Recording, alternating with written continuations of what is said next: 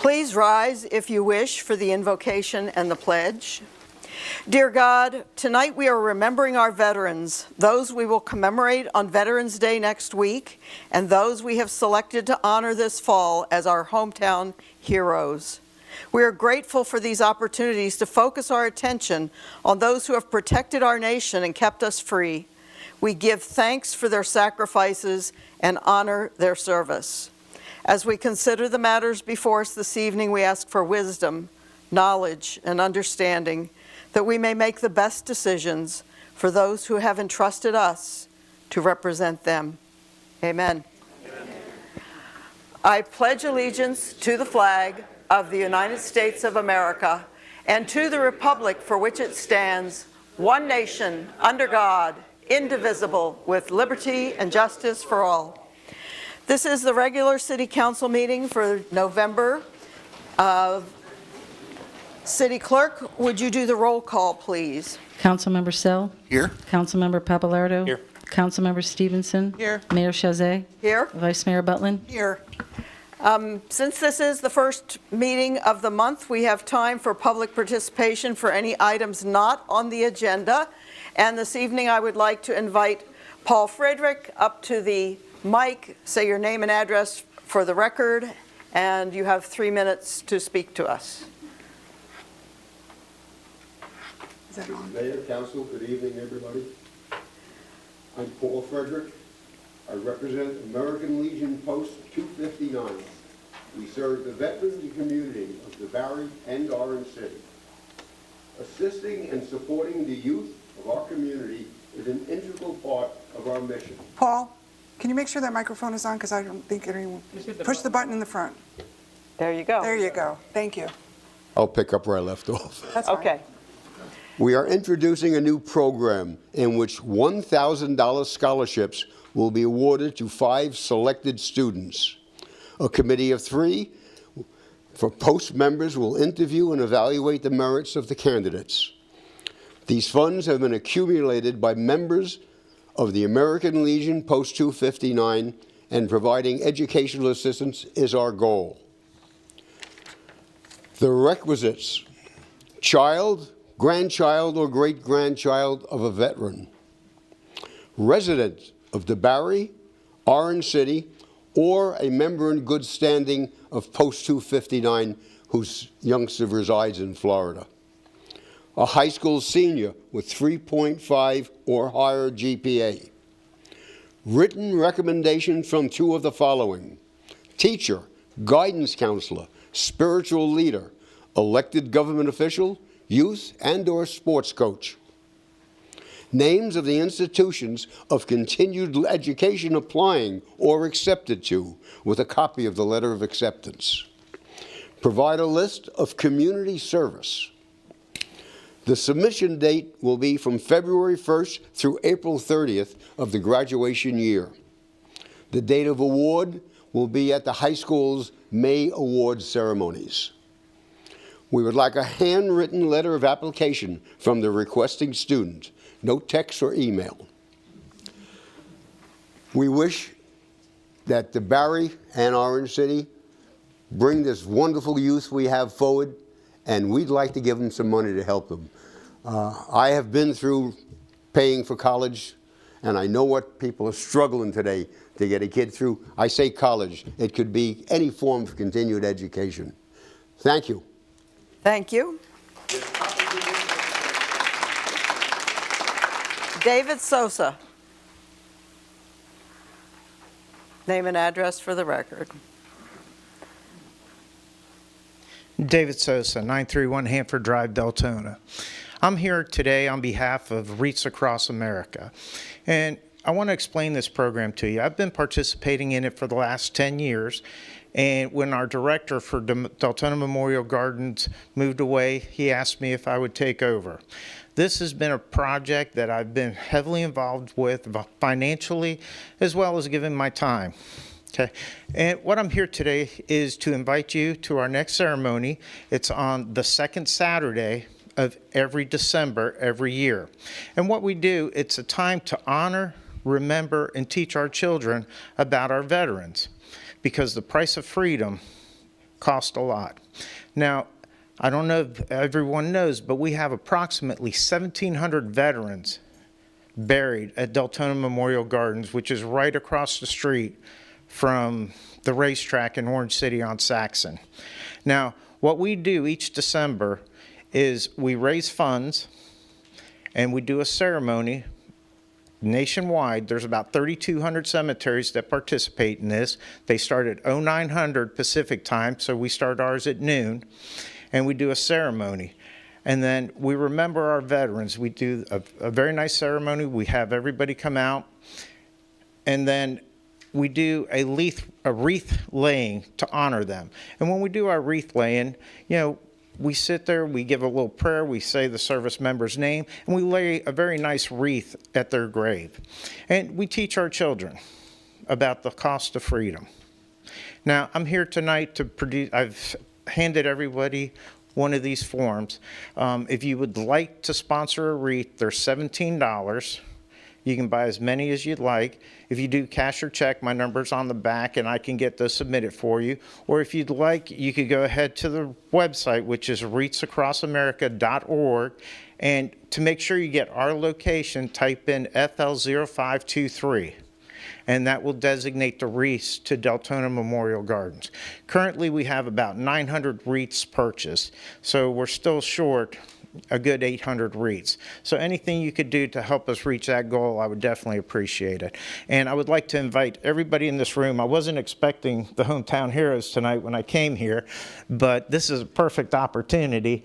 I want to extend an invitation to everybody to come to our ceremony. December 13th, I would get there at about 11:15. Ceremony starts promptly at noon.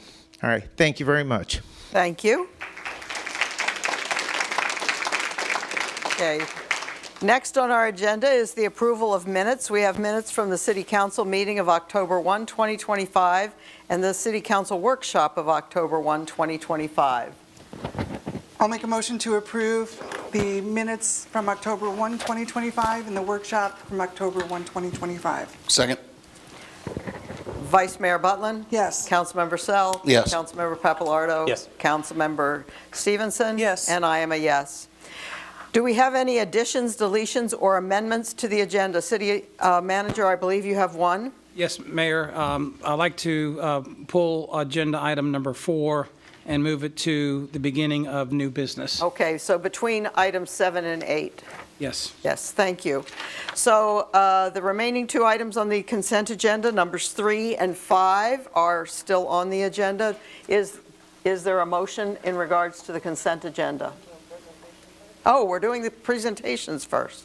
Yes, we are, which is the fun part and what you're all here for. So I would welcome to the podium Robert Wilkerson, the chair of our Hometown Heroes Selection Committee.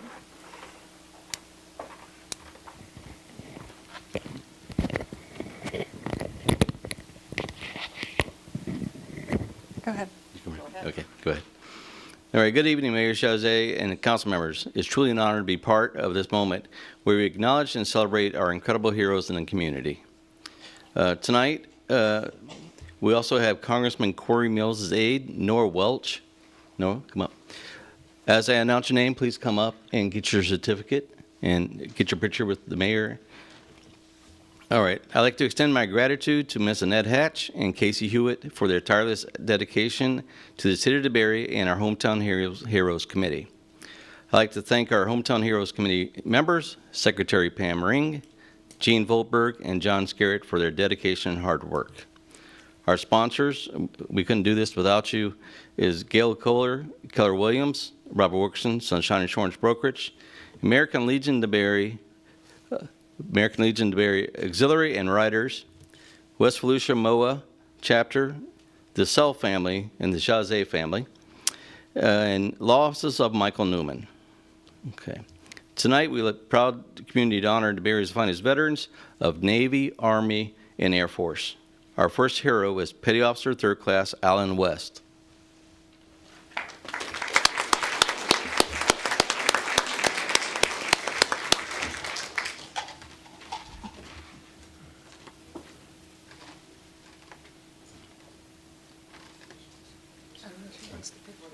Going to it. During the Vietnam War, Petty Officer West served in the United States Navy as an electrician mate. Petty Officer West was deployed with the 6th Fleet to the Mediterranean Sea, where he played a vital role in supporting Marine reconnaissance for Vietnam. When Petty Officer West separated the military, he went back to school to earn his master's electrician degree. Petty Officer West became the youngest master electrician in Florida.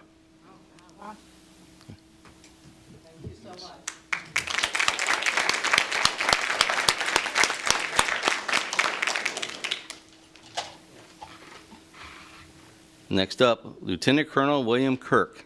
This young man is 100 years old. And he still has great hair.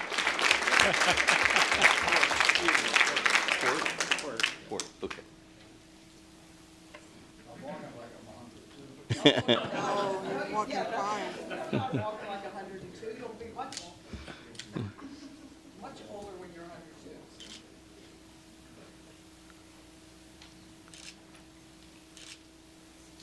Colonel was a pilot in the Army and newly found Air Force during World War II. Lieutenant Colonel was stationed at Headquarters European Air Transport Command in Germany. After World War II, Lieutenant Kirk went on to serve the Air Transport Command flying C-54s. Later, he joined the Elite 94th Fighter Interceptor Squadron, defending the skies during the early days of the Cold War. He was selected to the F-102 Interceptor program. It was the first supersonic interceptor and Delta wing fighter for the Air Force.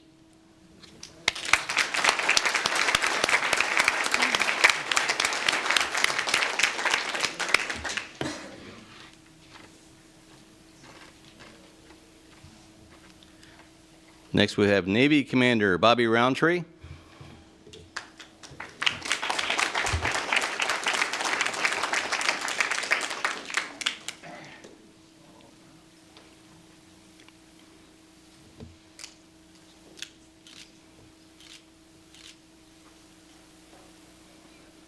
Commander Roundtree is a graduate of the prestigious U.S. Naval Academy. He earned his commission and took it to the skies as a strike fighter pilot, answering the call of duty during the Cold War and the global war on terror.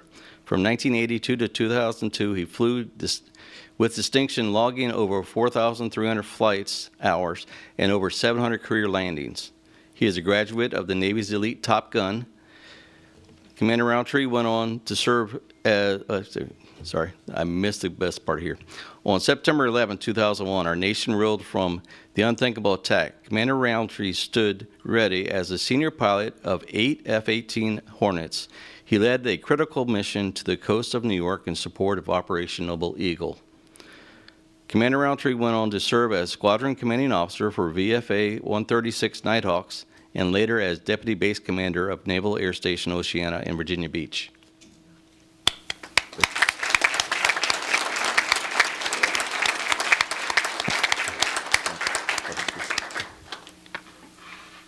All right. Army Specialist Donald Shercliffe.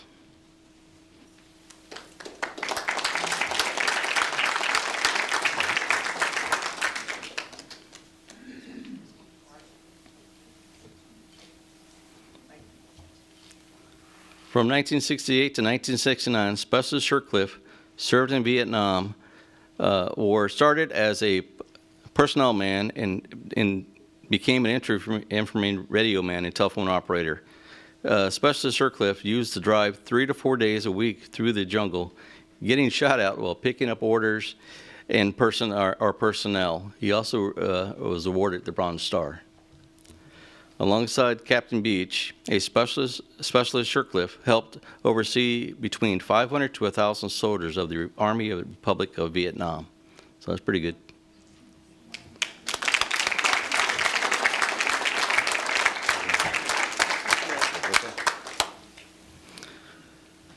Senior Master Sergeant Pedro Morales.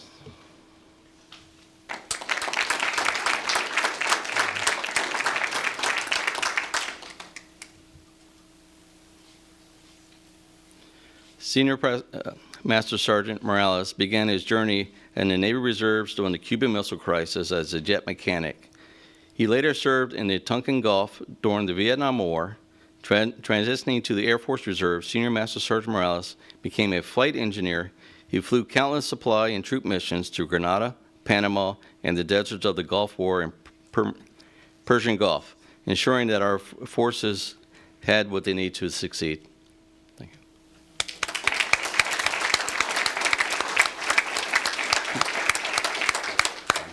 Thank you.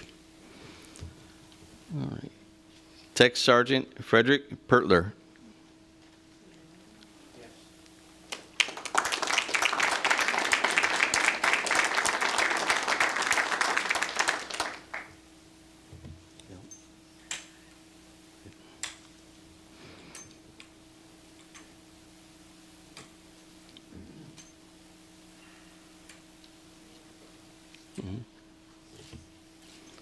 During the Korean War, Tech Sergeant Pertler answered the call, serving in the United States Air Force.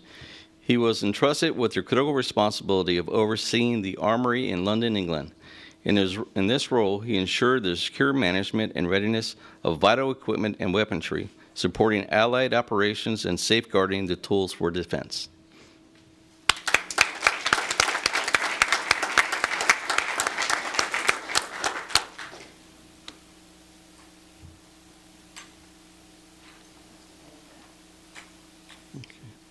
Petty Officer Second Class Eddie Redmond.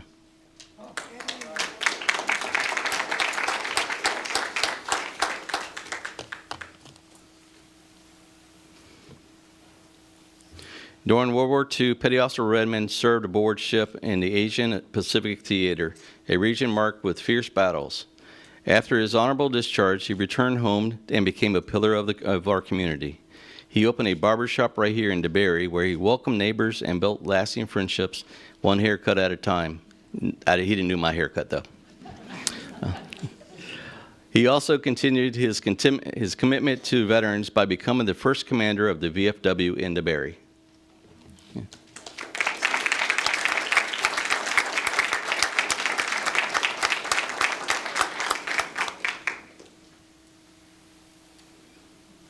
Sergeant Silvo Spicinardi, he's not here tonight.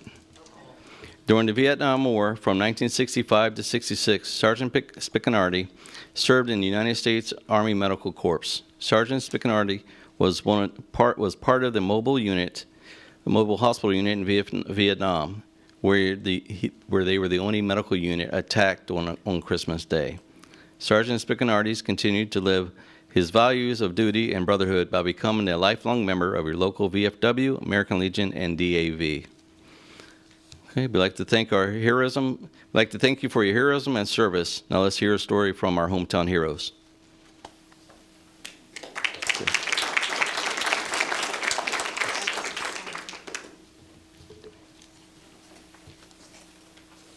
Alan West, and I was an electrician inspector in the Navy. I was drafted. I went into the military. I was happy to go in. Went to the Mediterranean first, and then up to the North Atlantic, and then down to the Caribbean. And then it was a lot of work, a lot of hours when we were underway. But the exposure to the equipment that we had at 20 years old and what they put us in charge of was phenomenal. Got out, came home, went to school on the GI Bill, which proved to be very beneficial, not only in the Navy, but when I got out. I was the youngest master electrician in the state of Florida for a while. Things that the Navy gave me was solidarity to commitment. It's a great career path. You feel like when you think about you protecting your family, the people. Good. My name's William Quirk, nicknamed Bill. I spent 22 years in the Air Force. I was a pilot, electronics type officer, and then I was a missile squadron commander. I graduated from the pilot training in 1944, and I went to Europe at the end of the war in 1945. I took the exams and became regular Air Force. I got the regular Air Force commission. And then I just stayed in until December of '64. I loved every minute of it. Learned discipline, you learn trades, you learn how to be a better person. So, yeah, But we've been blessed. We're very blessed. We go to Catholic Mass and thank God all the time.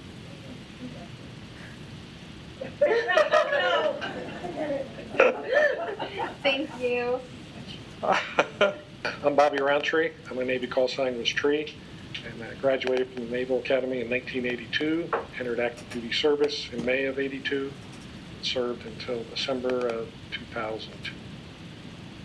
After my first deployment in 1988, I was selected to go to Top Gun, where just like the movie Top Gun, we were playing the bad guys against the fighters, teaching them tactics, what they did well and what they did wrong. This is the squadron photo when I was the commanding officer, so we flew F-18 Hornets. This is our squadron, the Nighthawks. There's about 250 people. That's me in the front. Then I brought my logbook. It's pretty fat. For a fighter pilot, that's pretty fat, $4. And I just tabbed the one flight. September 11th, here's my flight. Our carrier Air Wing commander, Captain Dom, called me, said, Tree, you're going to be the senior pilot, taking 8 Hornets, fully armed. You're going to New York City. You're going to set up a wall of fighters. And all the planes in the U.S. are getting grounded. We don't know if anything's getting hijacked from Europe.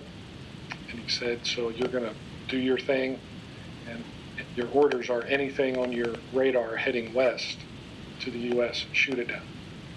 And I said, anything? He said, anything. But you train, it's just training. You're going to go up and, if there was a contact on the radar, you're just going to do what you do. But luckily we didn't have to do that, but we were ready. My name's Donald Shirtcliffe. I'm from Bristol, Pennsylvania originally. I moved here in 1987. I enlisted the day I got drafted. And 4 months later, I was on my way to Vietnam. I was 20 years old when I went. I had no idea what was going on other than it was a war. I used to drive 3 days a week, sometimes 4 days a week through the jungle with 2 other guys. And we would get shot at every day. And we would pick up orders and new people and whatever. We just had a little Jeep. Sometimes we had an M60 machine gun on it. Our compound was like on the other side of the street, and they used to put stuff up, bunkers and stuff, sandbags. This was my hat when I went out on operations. It don't fit me no more. I'm Pedro Morales, retired Navy and Air Force Reserve. Was a jet mechanic in the Navy, and in the Air Force I was flight engineer on 141s. And the last 4 years of my career, which is a total of 32 years, I was the first sergeant for the squadron. I've been involved since the Cuban Missile Crisis, all the way at Desert Storm, Desert Shield, Desert Storm. I was fortunate that I got into the 702nd, fantastic squadron. They deactivated them, but it was and the people there, the pilots were all airline pilots, and they had cops, firemen, engineers, and loadmasters, all different walks of life, but we were all united in one cause, to serve our country. My name is Sharon Pertler, and this is my husband, Frederick Robert Pertler. He served in the Korean War from 1951 to 55. And he was born in Minnesota. He was drafted, because back then they drafted him. He was a artillery guy where he worked in the armament. He got the guns ready for the guys, showed them how to use them and all that. And he was stationed in England. And he had his own business, Pertler Engineering, for years and years here in town. He was a wonderful father, a wonderful son, a wonderful grandfather. And we have a granddaughter, Jennifer, that served. He was so proud of her when she served. I do love him. The best father in the world, best grandfather. I'm Valerie Redmond. We're here to talk about my father-in-law. And I'm Eddie Redmond Jr. with a world of memories of my father and growing up in this town 74 years ago. He was a second-class petty officer. He was a yeoman, which was actually just a secretary. And he spent time in Kentucky and in California and in Australia. This was February 16, 1956. That's when the VFW was organized, and my dad was the commander of that.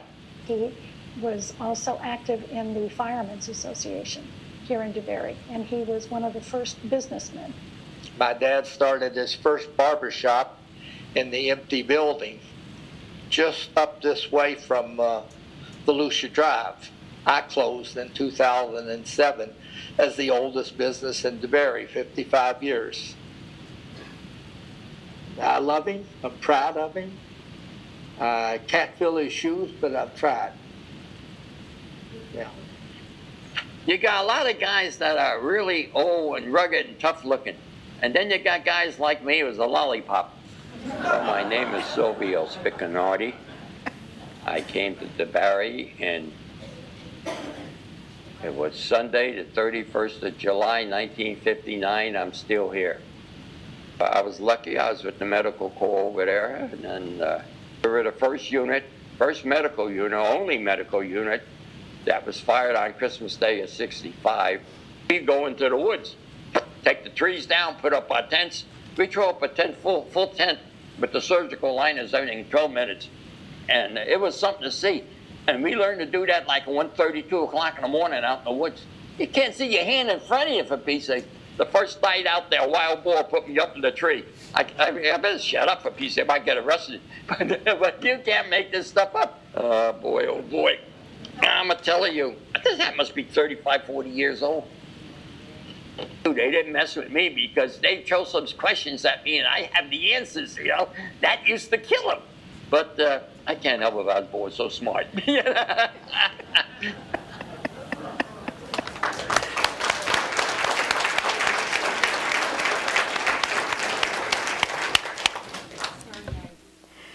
Well, thank you all for coming to honor these heroes, and thank you to the committee for all their work and the staff that worked with them. I really look forward to this each year when we get to hear the stories of those among us who have served, and we get to honor them as our hometown heroes. So, Their flags or banners are hanging. and their banners have been hung out in the parking lot. So you will see them for the next, how long do they stay up? Till the next ones go up, so a year. So you can celebrate them for a year as you are going through town here. So thank you all very, very much. Thank you. No, it's our pleasure.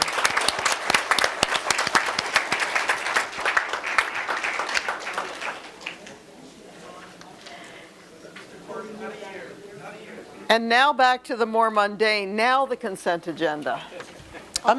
Go ahead. I'll make a motion to approve consent agenda items 3 and 5 as written. Second.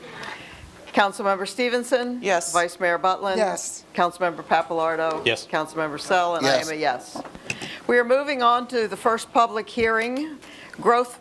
Item number 6, Growth Management is requesting the City Council approve the first reading of ordinance number 09-2025, a request for a comprehensive plan.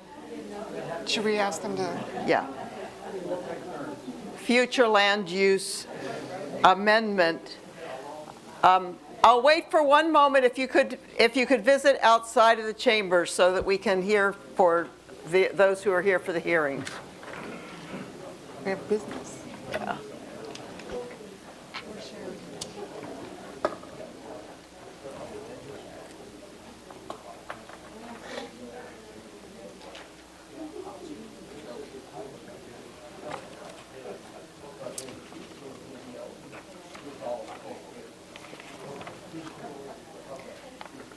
Okay, I'll start again on item number 6. Growth Management is requesting the City Council approve the first reading of ordinance number 09-2025, a request for a comprehensive plan future land use map amendment to reclassify the property addressed as 465 West High Banks Road from agriculture open space to agricultural rural transitional. City Attorney, would you read ordinance number 09-2025? Yes, Mayor. Ordinance 09-2025, an ordinance of the City Council of DeBary, Florida, amending the city's comprehensive plan, future land use map, FLUM, changing the future land use designation of a parcel of land being approximately plus minus 18.05 acres located at 465 West High Banks Road, amending such designation from agriculture / open space A/OS to agriculture / rural transitional A/RT, providing for transmittal, severability, conflicts, and an effective date. Thank you. So, city staff, would you present, and then we'll give some time to the applicant to make a few words as well. This is a legislative hearing, not a quasi-judicial. Right. Absolutely. It's Stephen Bapp, Growth Management Director. I will be giving the staff's presentation, the primary portion of it, on ordinance 09-2025. The first thing we do, we always go over the background. The church, the Community Methodist Church, did approach me in this July and to do a map amendment to reclassify 465 West High Banks Road from agricultural open space to agricultural rural transitional. This was all driven from, initially the applicant came in prior to that to do a 1 acre split, but that could not be done based on the land use and the zoning. It had to go through the entire process to make it consistent to create a 1 acre lot. After the July meeting, we then had a August meeting where the Development Review Committee discussed the requested future land use amendment and recommended that the City Council approve the amendment. The map and orientation is a plot map or a survey of the property. On the top of the map is High Banks, and on the left of the map is Fort Florida Road. It is approximately 18.05 acres in total for the parcel. It has a conservation easement of a plus or minus 2.91 acres. It also has a cell phone tower lease on the property, and the property also has an established church-type facility on there. The intended lot split would be on the top right of the map, which is the northeast corner. It'll be a 1 acre lot. Going over the current future land use, as you see, this is the last really agricultural open space in that portion of DeBary. The subject 18 plus acres, plus or minus acres, is in the teal square you see in the center of the map. You have developed properties to the northwest, you have developed properties further to the east, and you have developed properties also to the west. Different land uses, but if you aggregate the total density of this area, it is approximately 1.56 acre density in this aggregated area you see in the map. 1.56 dwelling units per acre, I'm sorry. Moving forward, what they propose to do is move this to an ART designation, which would be consistent to the properties to the west. Where am I? Here we go. Yes, so currently it has a dwelling density of 1 dwelling unit per 5 acres. The applicant proposes to move it to a density that would allow 1 dwelling unit per acre. This is the next logical transition in densities in DeBary. After that, it goes to a more dense use.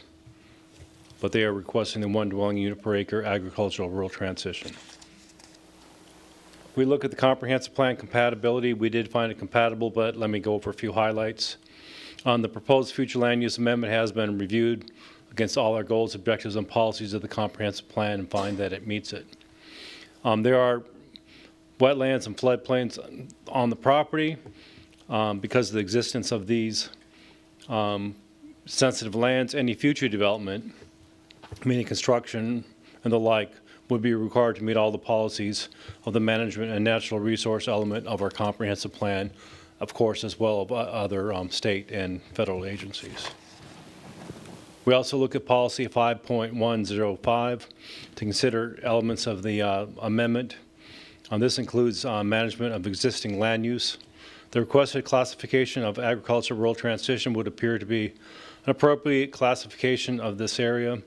In addition to there being properties nearby the same classification, there are neighborhoods whose classification allow even a higher density than the dwelling unit of 1 unit per acre, specifically like Trader's Cove, which is approximately borders that property. That is much denser than 1 unit per acre. Our policy 5.505, consideration for regards to our amendment, we look at consistency with the comprehensive plan, which we have found it is consistent. We look at the impact of environmental mitigation effects, impact of future development in the vicinity, and is it a good pattern of development and consistent with the orderly development of the surrounding areas, which this amendment would be. The proposed future land use element would appear to be consistent with all the goals, objectives, and policies which are highlighted, and other objectives of the comprehensive plan as well. Infrastructural impact. With all development in the city, any new development would need to consider its impacts and would go under any future development would have to go under a transportation, water, sanitation, sewer, solid waste, recreation, and school capacity if anything is developed. The State of Florida Community Planning Act requires certain analysis to be performed, as I stated. We look at availability of facilities and services, and analysis of suitable plan amendment for its character of the undeveloped land, topography, natural resources, historical resources, etc. An analysis of the minimum amount of land used to achieve the goals of the section. That's a lot to evaluate, a lot to look at. It is consistent, though, with all the aspects of the Florida Community Planning Act. Also, we look at urban sprawl. This future land use amendment does not fail to discourage urban sprawl, so it meets that critical criteria of the Community Planning Act. Since this recommendation has met all aspects of the comprehensive plan and is consistent with our the City of DeBerry's comprehensive plan, the staff does recommend the City Council approve the first reading of Ordinance 09-2025. If the Council does approve the first reading, staff will then submit the proposed amendment to the Volusia Growth Management Commission for review and approval. If no objections are filed during this period, which is a 21-day period, the city will, or the staff will reschedule a second reading of the proposed ordinance for a date to yet be determined. Thank you. Okay. Would a representative of the applicant come up and explain what it is that the church is looking to do with this property? Thank you, Mayor. You can pull that down a little bit, Sid, so you're Yes, speaking. thank you for Perfect. short guys. I'm familiar with that. Yes. I have to adjust the mic. We have that in common. Yes. My name is Sid Valine Jr., 418 River Drive, DeBerry, and I'm representing Community Methodist Church of DeBerry. This is our pastor, Pastor Mike Stortz, and we have a short report I'd like to ask Mike to hand out. Mayor, we're now talking about the comprehensive land use plan change, but the next item on the agenda is an associated zoning that'll come before you related to this same property.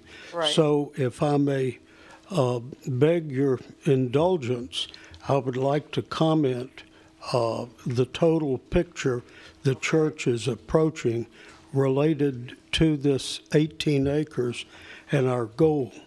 That's good, and you will get a chance to say any additional words in the quasi-judicial hearing. There's a format for that, but these two are very linked together. A positive vote on the first is necessary to proceed with the next one. So I think a complete picture is helpful. Absolutely. First, I want to say emphatically, the church has no interest in developing this property as a residential community. As a matter of fact, we will not do that. This is an 18-acre church site that's used for recreation. It's donated to the community. Matter of fact, the area Boy Scouts have jamborees and activities regularly, and different organizations use the church property. Over 300 church members and associates donated back in 2002, 3, 4, and 5 to buy the property, and we plan on holding the property in the future. Pastor Stortz has a... You'll need to speak into the mic so the people at home can hear what you're saying. You'll need to speak into the mic, Sid, so he can step over closer to you. We have an outline of the property, and we would like to develop and set aside a 1-acre site, which is shown in blue. It's 150 feet of frontage by about 225 feet deep. And we have developed a financial goal to sell this one acre. The church carries a good financial basis, but we have capital improvements, parking lot repaving, 3 air conditioning systems, over $100,000 worth of capital improvements that we must make and pay for, and we can't go into debt, so we would like to set this aside. I came to staff and just to singularly split out and zone this one property was spot zoning. To accomplish this, we had to approach the full 18-acre property and go through what we're considering tonight. Now, since this is a quasi-judicial... This is not quasi-judicial, this is legislative. Okay, fine. So when we do quasi-judicial, I'll outline the whole thing, people will be sworn in, and it'll have a different process. Good, wonderful. But this report shows, even though we will not be developing the property residentially, this report that the pastor handed out shows the densities in the immediate neighborhood. Traders Cove, 5 lots per acre. St. John's River Estates to the east, 2 lots per acre. Riviera Bella, the main section, 4 lots. The new east section, 5 lots per acre. High Banks Marina across the street has 7 lots per acre. Of course, River Bluff has the large 2.5 acre. If you look at our 18 acres and you take the comp plan that we're suggesting and the zoning that you'll later consider, the second page is an analysis by a civil engineer that under this comp plan and zoning, we could only get 10 lots for the total 18 acres. In consideration of that, we would average 1.8 acres per lot. And I'm just showing for the record, this is a compatible land use for the immediate neighborhood. Your staff has agreed with that. But the church does not have an intent to develop anything Absolutely not. And this 1 acre lot is the single parcel that you anticipate? That's right. Okay. And if in the wisdom of the council, if you grant the comp plan change and the zoning, which comes at the next hearing, we will then follow up with staff and do a lot split and split out this one lot. Okay. And that's the goal.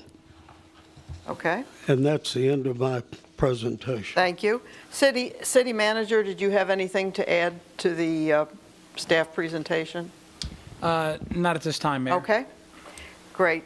Are there any, I do have public commenters. I have Brenda Rose. Would you come to the mic and give us your name and address?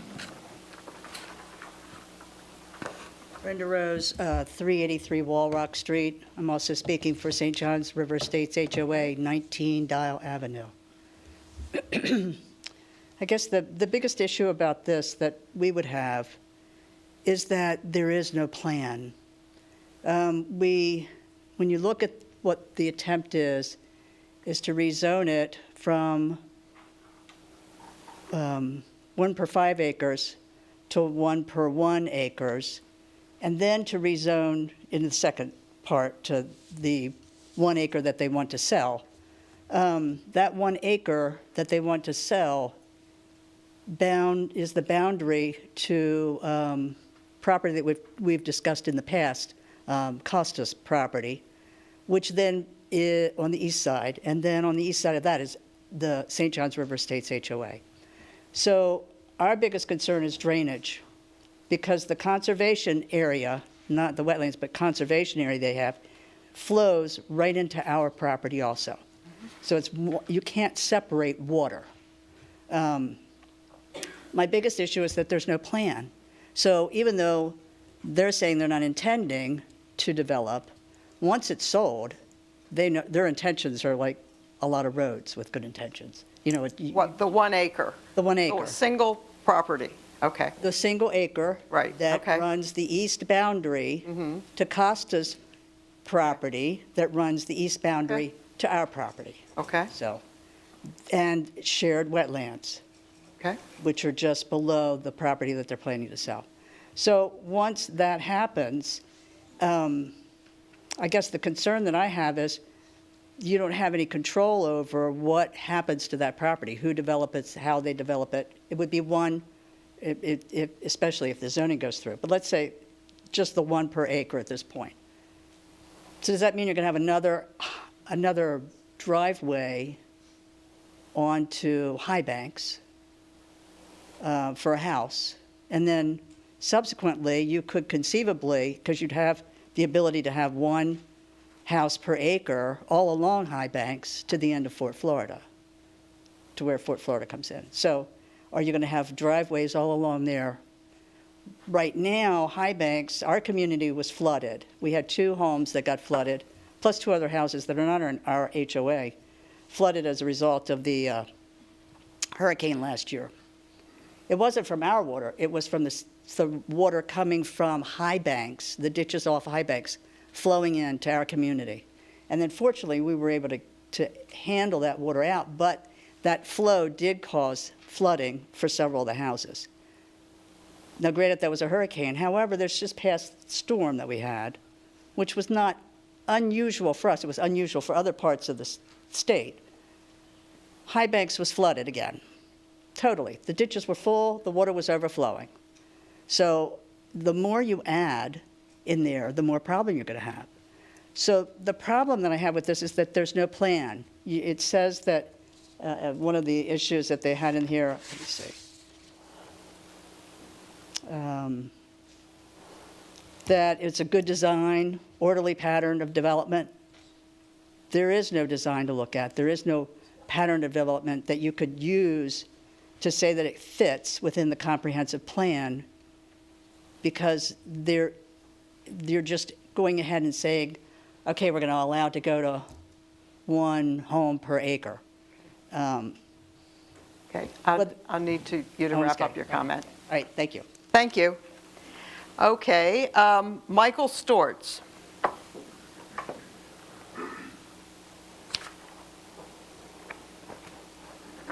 Good evening, Michael Storts, 521 Quail Down Drive, pastor at Community Church. Just want to thank you, Madam Mayor, City Council, for this opportunity. Just to follow up on what Sid, I just want to add a couple things to what Sid said very quickly. Normally a pastor goes overtime, but I promise I won't. First off, we also have a partnership with the city that we recently developed to use it for practice fields. That's a long-term partnership for us. We're not looking to change that. And we just had a trunk or treat on our property that had an incredible turnout. We've already had meetings planning our trunk or treat for next year. We want to continue to use that property to be available to our community, to our city. As a lot of you know, part of our mission statement as a church is to be the heart of DeBary. That's what we want to do, and that's what we continue to do with this property. And plus, part of what Sid was talking about with this engineering that we had done is that this wouldn't be financially feasible for us past the 1 acre. We didn't purchase the property just to sell the 9 home lots. That's not financially a good decision for us. We were showing here with this that that's not our intent. Our intent is to keep the rest of the property the way we have it. And only sell this 1 acre designated. That's it. Thank you very much. Thank you. Okay, we'll go to questions and comments. Councilmember Sell, questions or comments? How long have you guys owned that piece of property down there? I'm sorry? What year did you buy the property, Sid? I think it was 2003 or 4. What year? 2002. Did you have a plan at the time when you bought the property to do anything with it? We were going to build a church. As a matter of fact, representing the church as a member, I headed the project for a church design, and we submitted that design to the city of DeBary. We got approval for the church design. We got the St. Johns River Water Management District permit, Army Corps of Engineers permit, Florida Department of Environmental Regulation, water and sewer permits. We were fully permitted, and it wasn't feasible for the church at that time. And then comes along that virus, if you'll remember, that plagued all of us. And at this, so that was our previous plan. But ever since we bought the property, we've used it for community recreation, internal ministries. Matter of fact, we permitted a 4,000 square foot pavilion, which is used throughout the community for different events that's on the property. We have a children's playground. Of course, we have that cell tower, which has been of financial help, and it has actually improved the cell service in the neighborhood. And I believe, City Manager, the city communications is on that cell tower. And that's a use, but the income from the cell tower, we put right back into the community in our ministries and community service. Well, that cell tower is strategically placed on their particular property for a number of different reasons. One, obviously, the cell service on the west side of town was extremely poor. There was actually no cell service on the river, which, as you know, we've had 2 or 3 incidents before that tower was there, and it's very difficult for folks to call for an emergency. But the third thing is obviously that the fire station that we put on Fort Florida Road, the cell tower has AT&T, which is FirstNet, and they have a statewide contract to provide all communications for law enforcement and fire. That was necessary have that FirstNet there for our fire station that's located on Fort Florida Road. So it serves three major purposes. Yes, it was there, and we worked with AT&T to make sure that we got FirstNet on that particular cell tower so that we can ultimately build our fire station on Fort Florida Road. Carmen, this one might be for you. The last thing that Costa wanted to do with his 60 acres down there, was that 4 homes per acre? We, well, just a little history. Here at City Council, he brought to City Council on 60 acres, 178 homes, and the City Council denied that, the comp plan change. About a year later, he brought back 132 homes on the 60 acres, and the City Council has denied that. And this last one, 91 homes, and the City Council denied that. And a lot of our discussion was with Mr. Costa that if he wanted to particularly develop that property, the best option would be for 1 home per acre. And we discussed it at the hearing. We discussed it during staff comments, even through DRC, that the best plan, and including a lot of the neighbors at Traders Cove and everybody else, that the other 3 plans that were presented that the City Council denied, that the best plan, if and when that property ever got developed, would be 1 home an acre, would be a good compromise, so long as they obtain all their specific permits, which is with St. John's Water Management District and everybody else.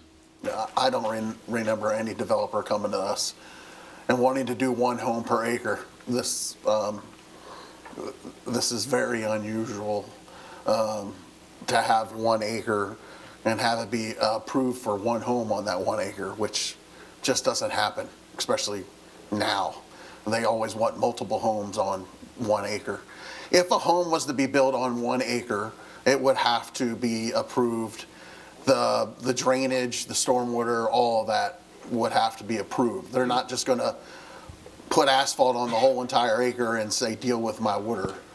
It's all going to be. Each homeowner, when they build a home they have to pull a stormwater permit, and that stormwater permit is to ensure that the water that's created on that property stays on that property. And so you may see some homes around the city where there's actually little mini retention areas to make sure that the water stays on that particular property. So yes, I mean, 1 home, they would have to go through a whole series of reviews, environmental reviews, wetland analysis, gopher turtles and scrub jay surveys. They would have to go through the whole 9 yards to build 1 house on that 1 acre. Personally, I wish everyone would come and want to do 1 home per acre.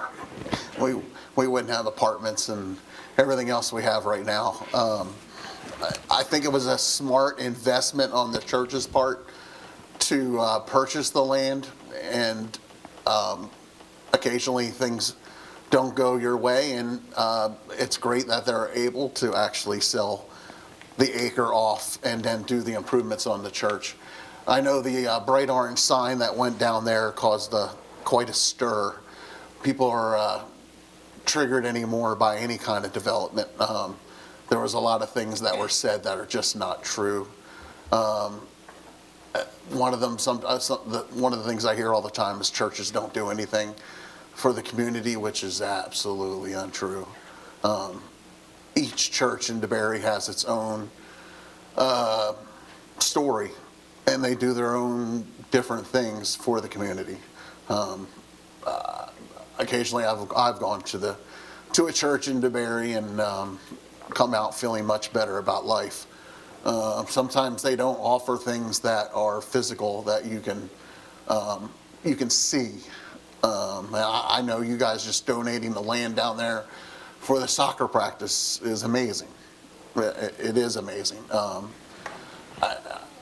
You guys were smart. You own some land. You want to sell an acre. You want to sell an acre to make improvements on the church property. I'm not here to get in your way.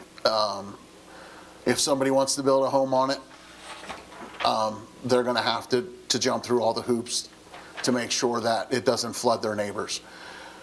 I know that in the past, most of this development had jumped through all those hoops as well, not to flood their neighbors. But I know some of the storms we've had recently, and I look at Mount Dora, catastrophic flooding in Mount Dora, 19 inches of rain in a day or two. You can't plan for that. You just can't. Those are storms that you hope you never see again. So I'm not here to get in your way of selling a 1 acre of land. I know you guys do things for the community. I know you're checking all the boxes. It's a round peg in a round hole, which is unusual. So yeah, I don't see any issues with this. That's all I got. Councilmember Papalardo? Quick procedural question, might be for Mr. Bapp or might be for City Manager. This business item is going to change the overlay for the density of 1 per acre. The second business item would split it into 2 parcels and single acre in the rest. No, the No. second business item would change the It's zoning. The for whole zoning, party. excuse me. The subdivision will be an administrative procedural, thing. okay. The lot split is an administrative thing approved by staff. Thank you, that helped a Process lot. through the Volusia County. Okay. That's my only question, thank you. Okay. Councilmember Stevenson? Yes, I think this would go to the applicant. Are you guys still planning to possibly put a church down there as well? Since that was your intended plan?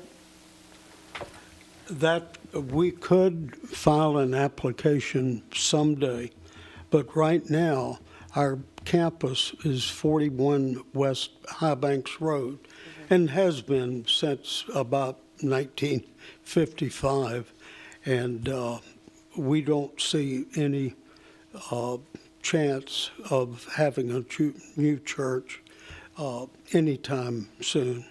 But we would love to think maybe someday we could do that.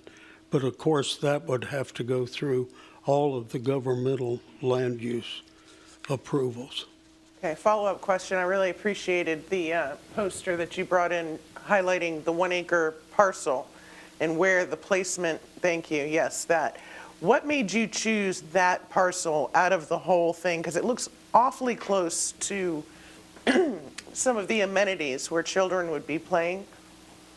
No, actually, it's far removed. Yeah. There's, Yeah, the playground's way down there. Pastor? The playgrounds are way down there, and the practice fields are over to the left. This is the main gate to the property, and this is heavily wooded, and will stay heavily wooded. All of the recreation takes place here. So it's completely separated. So you have no concerns on anybody that wants to buy that 1 acre, or do you have somebody in particular that is already interested in buying and building on that 1 acre? We have a couple of prospective buyers that we're talking with on a confidential basis. Thank you, that answers my questions. Thank you. Vice Mayor Butland? Thank you, Mayor. I'm going to go to the city manager for this. The improvements going on High Banks, I'm talking the stormwater system. They're complaining about water and water and water. We do have a plan for the High Banks system. Can you just explain what's happening with that this year, possibly, or into next year? Well, later on the agenda, we'll be talking about the $8.6 million grant that we received from Volusia County CDBG or HUD. The council made a very smart decision 2 years ago to engineer all of our stormwater projects. They're all shovel-ready. This project from Dutchman's Bend Road all the way down to the St. Johns River is 99% complete. Permits are expected within the next 30 or 45 days. It entails running stormwater pipes, inlets on both sides of the street, all the way down to the 3 lots that are owned by the city of DeBary, where we'll be building a retention pond there. And then from the retention pond, there are various cleaning mechanisms to clean the water before it goes to the river that meets the St. John's Water Management District and Army Corps of Engineer regulations. And so it will efficiently and effectively, it's a 60-inch pipe.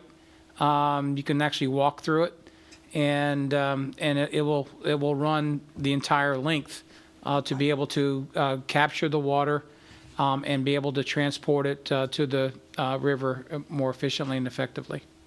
And if I'm not mistaken, that's from the train tracks?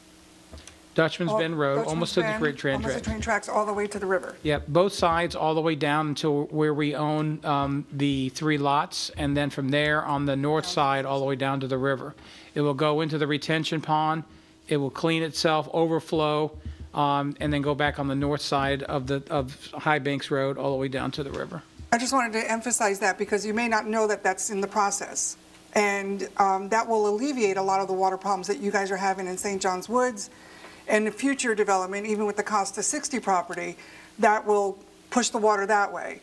I can't speak for now or in the past, but I can speak going forward that we're doing what we can to mediate the water down that way. I don't have a problem with this purchase and with this rezoning and comprehensive plan use. I kudos to the church for thinking of making money somehow. No problem with it. Spend it well. Okay, it's my turn, and I'm not going to have any comments because I'm the proposed purchaser to hold it for no development. So I will not be voting, and I will file the conflict of interest form as required by Florida law within the statutory period. Can I have a follow-up question? Regarding the Costa property that's right next door to this, they are currently agricultural open space, but don't they already have a future land use map classification for rural transitional that allows the 1 per 1? It's just not currently zoned that way, or am I misremembering that? I don't believe they have the future land use. No, they don't have the future land use that came forward to the council and was denied 5-0. Yeah. They had a proposal for one, but that was not approved by this council. So they would have to go through the similar process. So us approving as a church. this would technically make it easier for the Costa property to also have a matching future land use? If I could, Mayor, Council, from a legal standpoint, it's not a precedential setting decision either way. From a planning standpoint, certainly it's going to impact whatever the application might be, if there is one in the future by that property owner, will be impacted by everything around it, including this. But there's nothing that you're going to do with respect to this property that's before you tonight that would require legally that you do something different with, or the same, with property right next door. Thank you for that clarification. Okay, if there's no further discussion, I would ask for a motion. I'll make a motion to approve the first reading of ordinance number 09-2025, a request for a comprehensive plan future land use map FLUM amendment to reclassify the property addressed at 465 West High Banks Road from agricultural open space A/OS to agricultural rural transition A/RT. Second. Vice Mayor Butland? Yes. Councilmember Sell? Yes. Councilmember Papalardo? Yes. Councilmember Stevenson? Yes. And I have a conflict and will not vote, so it passes 4-0. Moving on to public hearing number 7.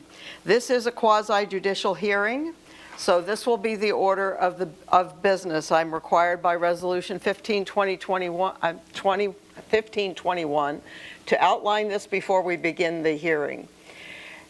The first order of business will be for the city clerk to swear in witnesses. This is anyone who will speak to this item that is not a lawyer. Lawyers are always sworn in. Disclosure of ex parte communications by the city council will be next. It will be the city clerk that will poll every member of the council. Following that, there will be a proposal presentation by the city staff. There's 10 minutes allotted for that. It's not required to use 10 minutes, but it is allotted for it. The applicant, that would be Mr. Valine here, could speak up to 15 minutes and or reserve some of his time for rebuttal. Again, that's not a requirement to speak that long. Then anyone who has filed to speak on agenda item 6 would be have 3 minutes to speak on that. There would be the applicant's rebuttal, if any, if there's been public comment that needs a rebuttal from the applicant. Then there will be deliberations and questions by the staff, much as we had on the last hearing, and then there will be action by City Council. So on a quasi-judicial hearing, it's sort of like a trial. And in determining whether to approve or deny an application or request for relief, the City Council may only consider evidence that relates to the applicable criteria for relief as set forward in the codes. We have to consider only such evidence as will establish a substantial basis of fact from which facts and issues can be inferred.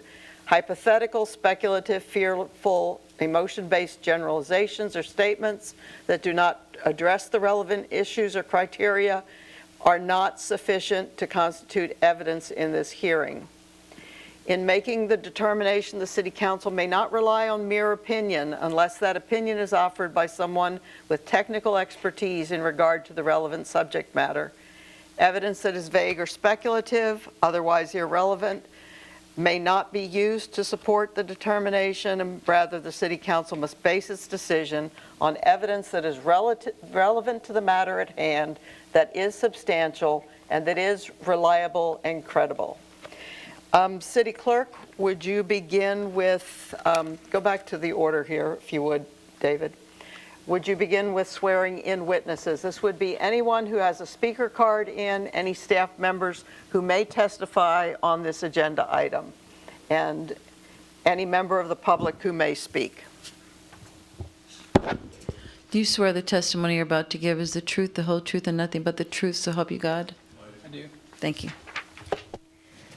Okay, so then we will have disclosure of ex parte communications by the City Council. So, City Clerk, would you poll the council? Councilmember Sell? I have not had any ex parte communications. Councilmember Papalardo? No ex parte communications. Councilmember Stevenson? None. Mayor Chazet? I have had extensive ex parte communications. I am a regular attender, but not a member of the church. I have had discussions with representatives of the church since the church first floated the idea internally about this parcel, which I was understood originally was set aside for an eventual parsonage, and that's why it was identified as a 1-acre parcel and a specific place on the property. And I said at the time that I would be willing to purchase that property because I do not want to see it developed. And I've had substantial and substantive discussions with the church representatives ever since, and intend to follow through with the purchase, providing everything else still remains the same as with the church's view on the sale, etc. So this is a reason why I will abstain from voting, and I will file the conflict of interest form as required by state statute within the statutory period, and I will not take part in the discussion when we have questions and comments. Vice Mayor Butlin? I have had no ex parte communications with anybody. Thank you. All right, so we'll begin with the staff report or presentation. Do you need to read the We order? need to read the ordinance. Oh, yes, we do need, I actually underlined it. City Attorney, that was to remind me. Will you please read ordinance number 10-2025? Yes, ordinance 10-2025, an ordinance of the City Council of DeBary, Florida, amending the official zoning map of the City of DeBary, rezoning a parcel of land being approximately plus minus 18.05 acres located at 465 West High Banks Road from A-2 rural agriculture to RR rural residential, providing for severability, conflicts, and an effective date. Thank you. Now, city staff. Thank you very much, Stephen Bapp, Growth Management Director.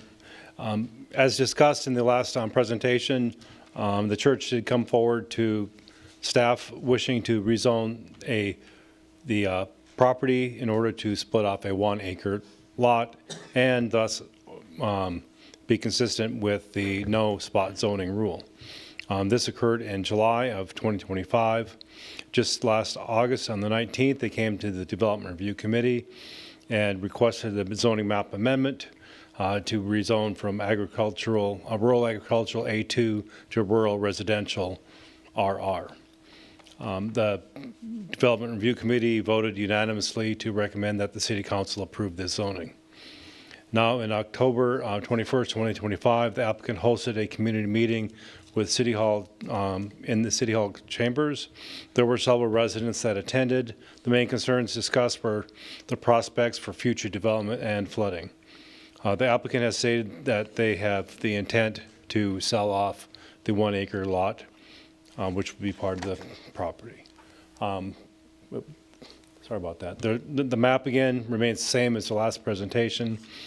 This clearly shows the conservation easement in the southeast corner, the cell phone tower, some buildings and infrastructure. And the applicant will have a display that shows the exact location of that 1-acre split. As in the zoning map or the future land use map amendment that you just heard, the zoning will be the same property, which is the entire 18.1 plus or minus acres, is indicated in the center of the screen and highlighted in teal. It is currently, as it shows, zoned A2, with the only A2 property being a 60-acre undeveloped property immediately to its south and east. If this application is approved, it would go to an RR zoning, which is a which dictates 1-acre minimum lot size, and the RR is consistent with the RR to the west, and it is of a lesser it is consistent with the other lot sizes as an aggregate to the zoning classifications in the area. As I stated, what this action will do is rezone the actual 465 West High Banks Road from A2 to RR. The A2, which currently requires 5-acre lots. The RR requires a minimum lot size of 1 acre. We look at aspects such as consistency with the comprehensive plan. We discussed that in our last presentation, and as we are moving forward with the first initial approval of the future land use amendment, we can now move forward with the zoning amendment. We also look at other criteria such as the establishment, maintenance, and operational uses permitted on the proposed rezoning shall not be detrimental to the public health or safety and general welfare. The proposed uses of the RR classification are clearly consistent with all other zoning classifications of the surrounding area and would remain consistent thus and not be a threat to the general welfare. Also, the uses permitted on the RR classification would not impede the normal and orderly development and improvement of the surrounding properties. That is consistent with the general character of the general lot sizes and vicinity surrounding this proposed rezoning area. The establishment, maintenance, and operation of the uses shall be supported by adequate infrastructure, and provision shall be made. If any infrastructures would be deemed necessary at the time of development, those orders it would go through a process with the Development Review Committee and other agencies if applicable. But at this time, there is no development proposed for this property. We also have to look at the thing called spot zoning.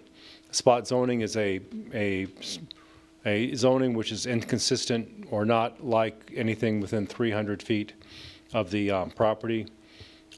This proposed rezoning would not violate the spot zoning rule, which is found in our Land Development Code, Section 4.3.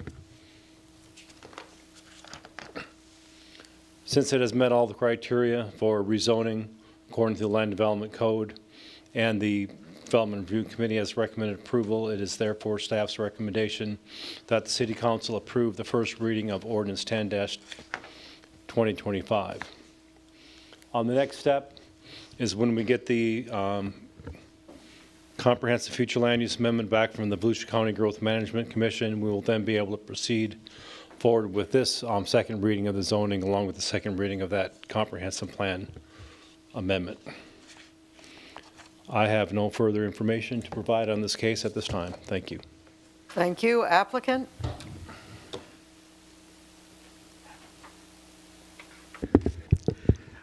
Sid Valine Jr., 418 River Drive, DeBerry, representing Community Methodist Church of DeBerry. I would like to, in that this is a quasi-judicial hearing, like to refer to the November 5 report that was previously handed out. I believe the clerk has a copy of this report, and I would like to request that that be a part of the record of this meeting. That report goes through surrounding densities within the community, which shows compatibility of the proposed 1 acre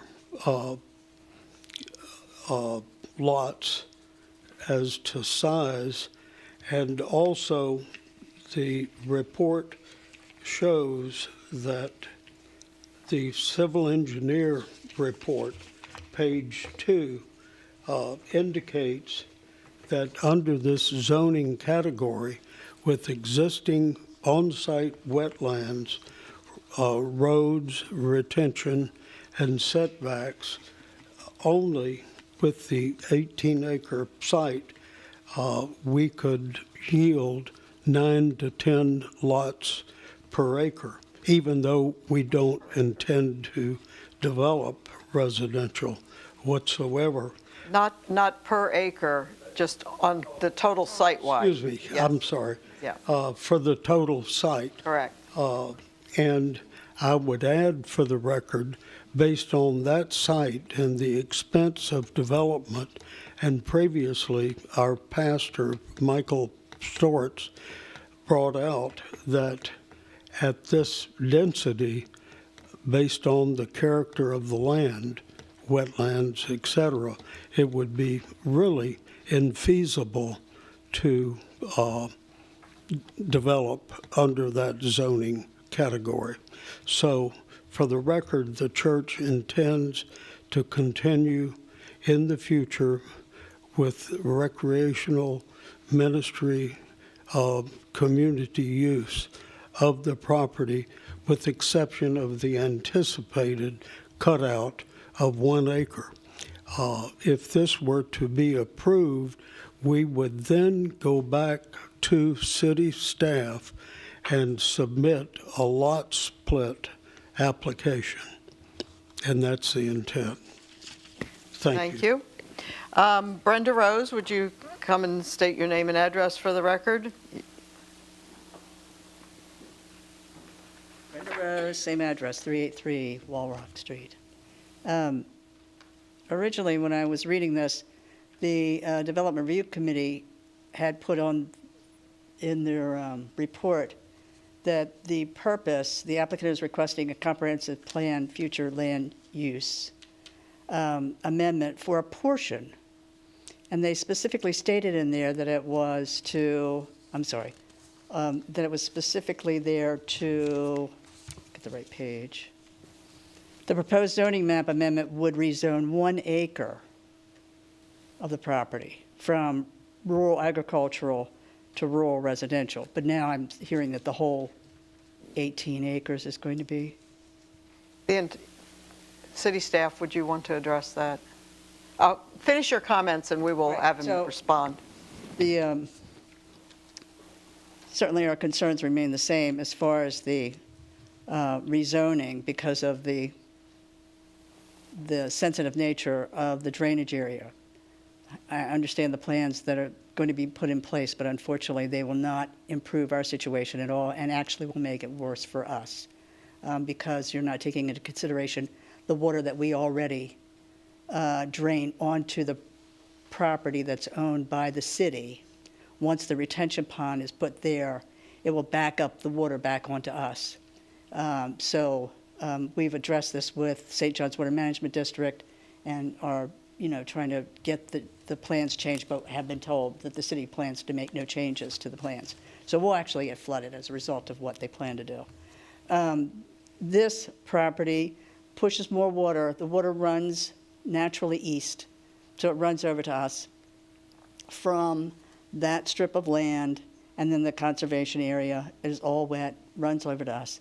Now, if the whole property is going to be rezoned, we have the risk of the entire boundary of that on the east side being of concern, although most of the part to the south is really conservation. So I commend you for attempting to try to maintain as much land as possible undeveloped, and I'm really appreciative of that. Thank you. Thank you. Mike Storts? Madam Mayor, I didn't swear in. I don't have any additional comments based Oh, okay, you were on public comment, so, yeah. You don't need to make a comment if you... I don't need to. No, you don't. Nothing's changed. Okay, and that's fine. Thank you. Okay, is there any need for rebuttal on, or clarification on this applicant or staff's part? Clarification at the Development Review Committee, we did recommend approval of the entire 18.1 acres. Okay. Yeah. I don't know where that data point came from, but it was recommended the entire site. Well, okay, well, we can debate that, but I can pull up the official minutes if you would like, and we can have those submitted for the record. Thank you. All right, thanks. Councilmember Sell, questions or comments? This is a weird one. Am I allowed to ask you a question? I'm not taking part in the discussion. I'm recusing myself because I'm uninterested. I thought I heard you say that you're purchasing the land and you didn't have any intentions to build on it. That was what I said. That's Yeah. on the record, yes. So by purchasing, you could have just given a donation to the church. But I believe that because you are buying an acre of land, that you're putting it in the center square of a tic-tac-toe game. Could be used in the future to prevent more development in that area, which I commend you for. I think they put up a prayer and you answered it. That's the way I see it. Well, may I comment, if you don't mind? I just wanted to explain the process of how it occurred. Sid Valine had requested a meeting with me, wanting to meet this particular objective of separating one lot for them to be able to sell for their capital needs for their current existing church. We designed, staff and staff only, designed this particular process to accommodate, as we do with any resident in DeBary and any landowner in DeBary, is design a process that will achieve the particular goal. And in order to have this 1 acre separated, you have to change the comprehensive plan so it doesn't be, and the zoning, so it doesn't be spot zoning, which is not allowed. And so this is the process that I, as the city manager, and the growth management director designed in order to accommodate and try to meet the church's needs, just like we do with anybody else. And so that's how this particular process occurred. Again, it was staff and staff only that worked with Mr. Valine to make sure that we gave him the best opportunity to meet their goals and objectives. I think everyone's fears, though, tonight should calm down a little bit, knowing that Karen Chazet, the mayor, our mayor, owns that 1 acre of land. So if she says she's not going to develop it, I believe her. I know she does other things throughout our city that nobody knows about. I just think it's a really good thing. So. Okay. But to be clear, this zoning is for an acre that hasn't been sold. Something that doesn't exist doesn't have a contract. Yeah, I get it. Okay. Thanks. Councilmember Papalardo? So I'm looking kind of more narrowly at what we need to accomplish in this agenda item. And I think about what we have basically established through many of these quasi-judicial hearings is that we always wish we could get 1 per acre. We say, if you guys were going 1 per acre, we'd totally approve it. And I really, unlike some other past and adjacent applications that we have denied seeking more dense strategies, I think it's part of the consistency and part of the competitive analyses that we put together to say, well, if you went this way, it would be acceptable for something adjacent. I think it's important to keep that concept of consistency and a fair playing ground when we're considering density uses for similar type for the zoning in this case. So I don't think that this is contradictory to the area. I think it is generally compatible with planning. Councilmember Stevenson? I would agree. I remember when we discussed adjacent properties, the threshold that we were comfortable with for that kind of area was 1 unit per acre, and this is consistent with the area. I wish you guys good luck with getting your church infrastructure taken care of. I hope that you are continuing to be good stewards of the land and that these intentions are true and truthful in the way you've portrayed them to us, and that you continue to serve our community in a way that's positive. Thank you. Vice Mayor Butland? Thank you, Mayor. I agree with my council members here. I know I've used this property in the past with my nonprofit that we've had, fall festivals and all kinds of stuff out there, fireworks, and we've done it all out there. And every time I drive by, I'm so excited when I see the Boy Scouts doing their jamboree and I see the campfires. I just love that community feel. And am I correct in saying that no matter what else happens to this property, they always have to come to us? Yeah, you are correct. Any Okay. development, even if it's a utility shed put in, you Right. have to They all have have an to come- that approval. has to Everything come needs an approval to be constructed or arranged in the city of DeBary. And if I'm not mistaken, since you're up here, Mr. Bapp, there's a buffer between this lot and St. John's Wood. Costa 60 Yes, goes yes, alongside. there is. I believe it's about 300 feet. Okay, so there is a buffer Could be there. wrong from- with that foot measurement, but I think it's about 300. And that belongs to the Costa 60 as It we belongs call it. to Mr. Costa or Mr. Costa, on his that side. associated LLC. So I have no further questions on this. I think I'm good with everything. Thank you. Okay. And I will not have any questions. I will recuse myself from the vote, declaring a conflict of interest. I will file the appropriate form as required by the statute within the statutory limit. So on that, I'll make an approval, a request to approve the first reading of ordinance number. How about a motion? Could we do a Okay. motion? I'll do a motion. Okay. You didn't say that in here, I'm just reading. I'll take a motion to approve the first reading of ordinance number 10-2025, a request for a zoning map amendment to rezone the property addressed at 465 West High Banks Road from rural agriculture A2 to rural residential RR. Second. Vice Mayor Butland? Yes. Councilmember Sell? Yes.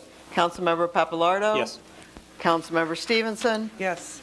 And I will not vote. That passes 4-0. We move on to agenda item 4, which was pulled from Thank you. the consent agenda and moved to new business. So Parks and Recreation is requesting the City Council approve the annual renewal for Gateway Center for the Arts Facility Use Agreement. Good evening, Mayor and Council. Jason Scheitz here, your Parks and Recreation Director.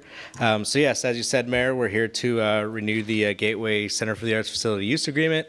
You guys have seen this before. It was originally signed on in May of 2022, and it's an annual renewal. So we bring it to you every year. We up the agreement, and our role in this agreement is to maintain the facility as owners, and Gateway Center for the Arts, Inc. operates the facility to provide arts and cultural programs and events to the community. We have a great long-standing relationship with them. They partner with us on several events, and then also, like I said before, provide those arts and cultural programming and events to the local community. So with that being said, before we turn it over to you all for discussion, we are going to recommend the approval, but before we do that, we have Terry Hogue here. She is the Executive Director of Gateway Center for the Arts, and she just wants to kind of give you a little outline of all their big accomplishments from this past year, and then we'll turn it over to you all for the renewal.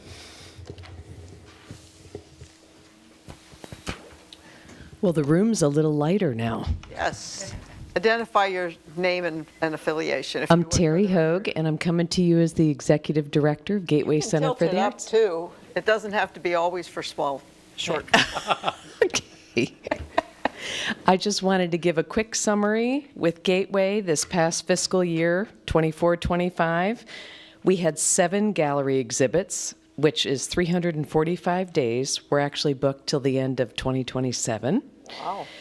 We had 120 classes, 12 summer camps with 6 art and 6 theater, 37 concerts and events, 51 theater performances, including our summer youth, 2 free family festivals, and our final totals are 229 events, 635 opportunities, serving 18,440 patrons. That's With about 2 1,000 staff, more. right? With 2 staff. 1.5. 1.5 plus 1.5. volunteers. Yes. And of course, with the support of all of you. Okay. That's a tremendous record. Thank you. Yes. And if you have any questions? Okay. Do we have any public participation, City Clerk? No, ma'am, we do not. All right. Councilmember Sell, any questions or comments? My friends and cohorts said that we need more trivia. I think that's going to be answered for you this year. Although I heard Trunk or Treat was really a good turnout, so yeah, that's great. I don't have any questions. I know what Gateway does. Councilmember Papalardo, questions or comments? I don't have anything. Reviewing what's usually going on. Usually Richie's up here, and I like to grab him. Oh, is he back there? I didn't He's see back her here. hiding. He's supervising tonight. I'll let you off. It's okay. But no, it's all consistent, and of course it's procedural to do this every year. But you guys do incredible work, and thank you for all that you do. Thank you. Councilmember Stevenson. I've also enjoyed several events at the Gateway over the last year, and all these numbers that you were calling out, they sound higher than previous years. You guys are growing and making more programs and Lots of young families coming in the area. lots more. Okay. Awesome, thank you. Vice Mayor Butlin. Thank you, Mayor. What can I say?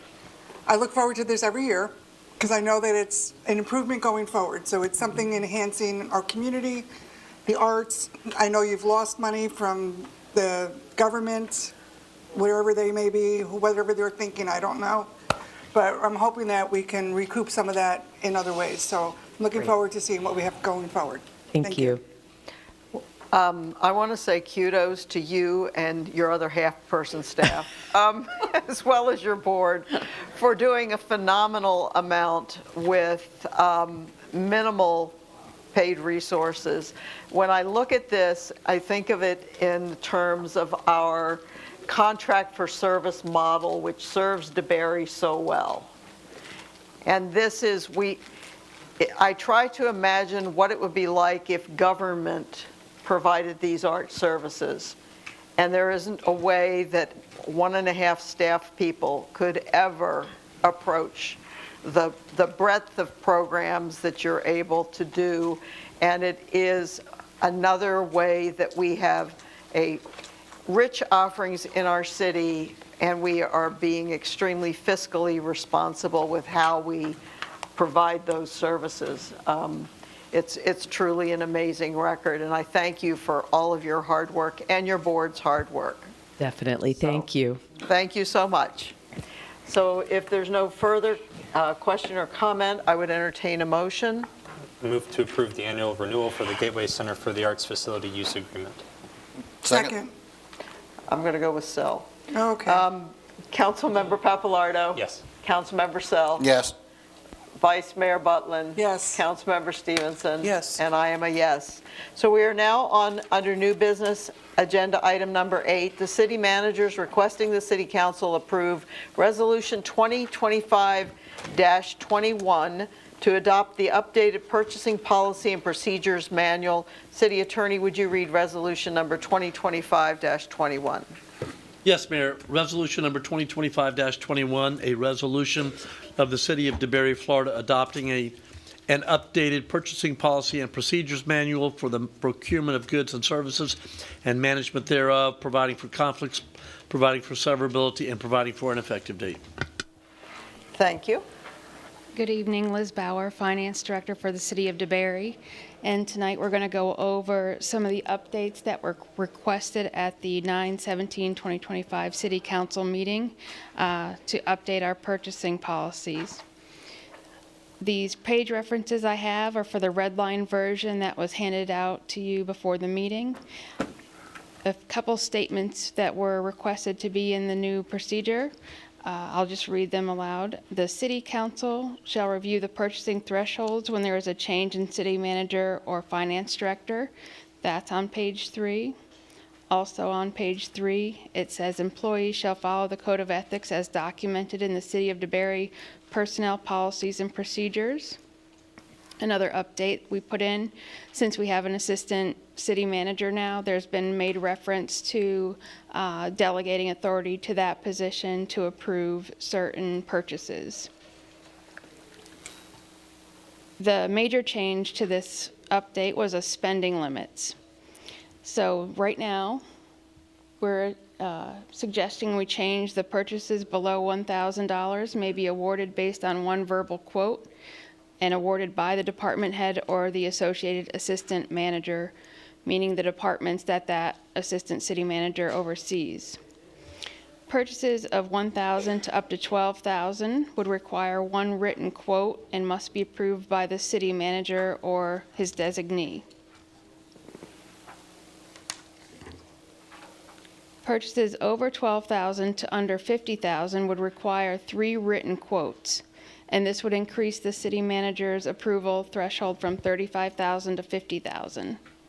And purchases of $50,000 and above would require formal solicitation process, and generally all such awards would be made by City Council. We also made changes to Section 13. We summarized that section quite a bit. It discussed the procurement methods and procedures, and we described them more concisely and reduced that section from 7 pages to about 2 pages. Section 14 goes over the exceptions to the purchasing rules, and we updated the sole source procedures as well as the piggyback procedures. And with that, we recommend approval of Resolution 2025-21, adopting the updated purchasing policy and procedures manual. Thank you. City Clerk, do we have any public participation? No, ma'am, we do not. Councilmember Sell, questions or comments? I thank everybody involved with getting this cleaned up and Yeah. easy to read. It was an excellent job. Thank you. Councilmember Pappalardo? Yeah, thank you for the red line version. That helps identify everything a lot. And I'm very excited about the thresholds, putting some good audit theory in there. So I'm excited about that one. Thank you. Councilmember Stevenson? Just one question. I can't remember if I had asked this last time or not, but all these thresholds are in line with what other municipalities of our size are also using for purchases? Yes, we've done various surveys of the surrounding communities, and they're in line. Thank you. Vice Mayor Butlin? That was one of the reasons why I brought it up. It was my initiative because we were so low in our allowing our city manager to go forward, and when things were coming up on our agenda that were just, okay, that should have been taken care of by the city manager, they didn't have to come to us.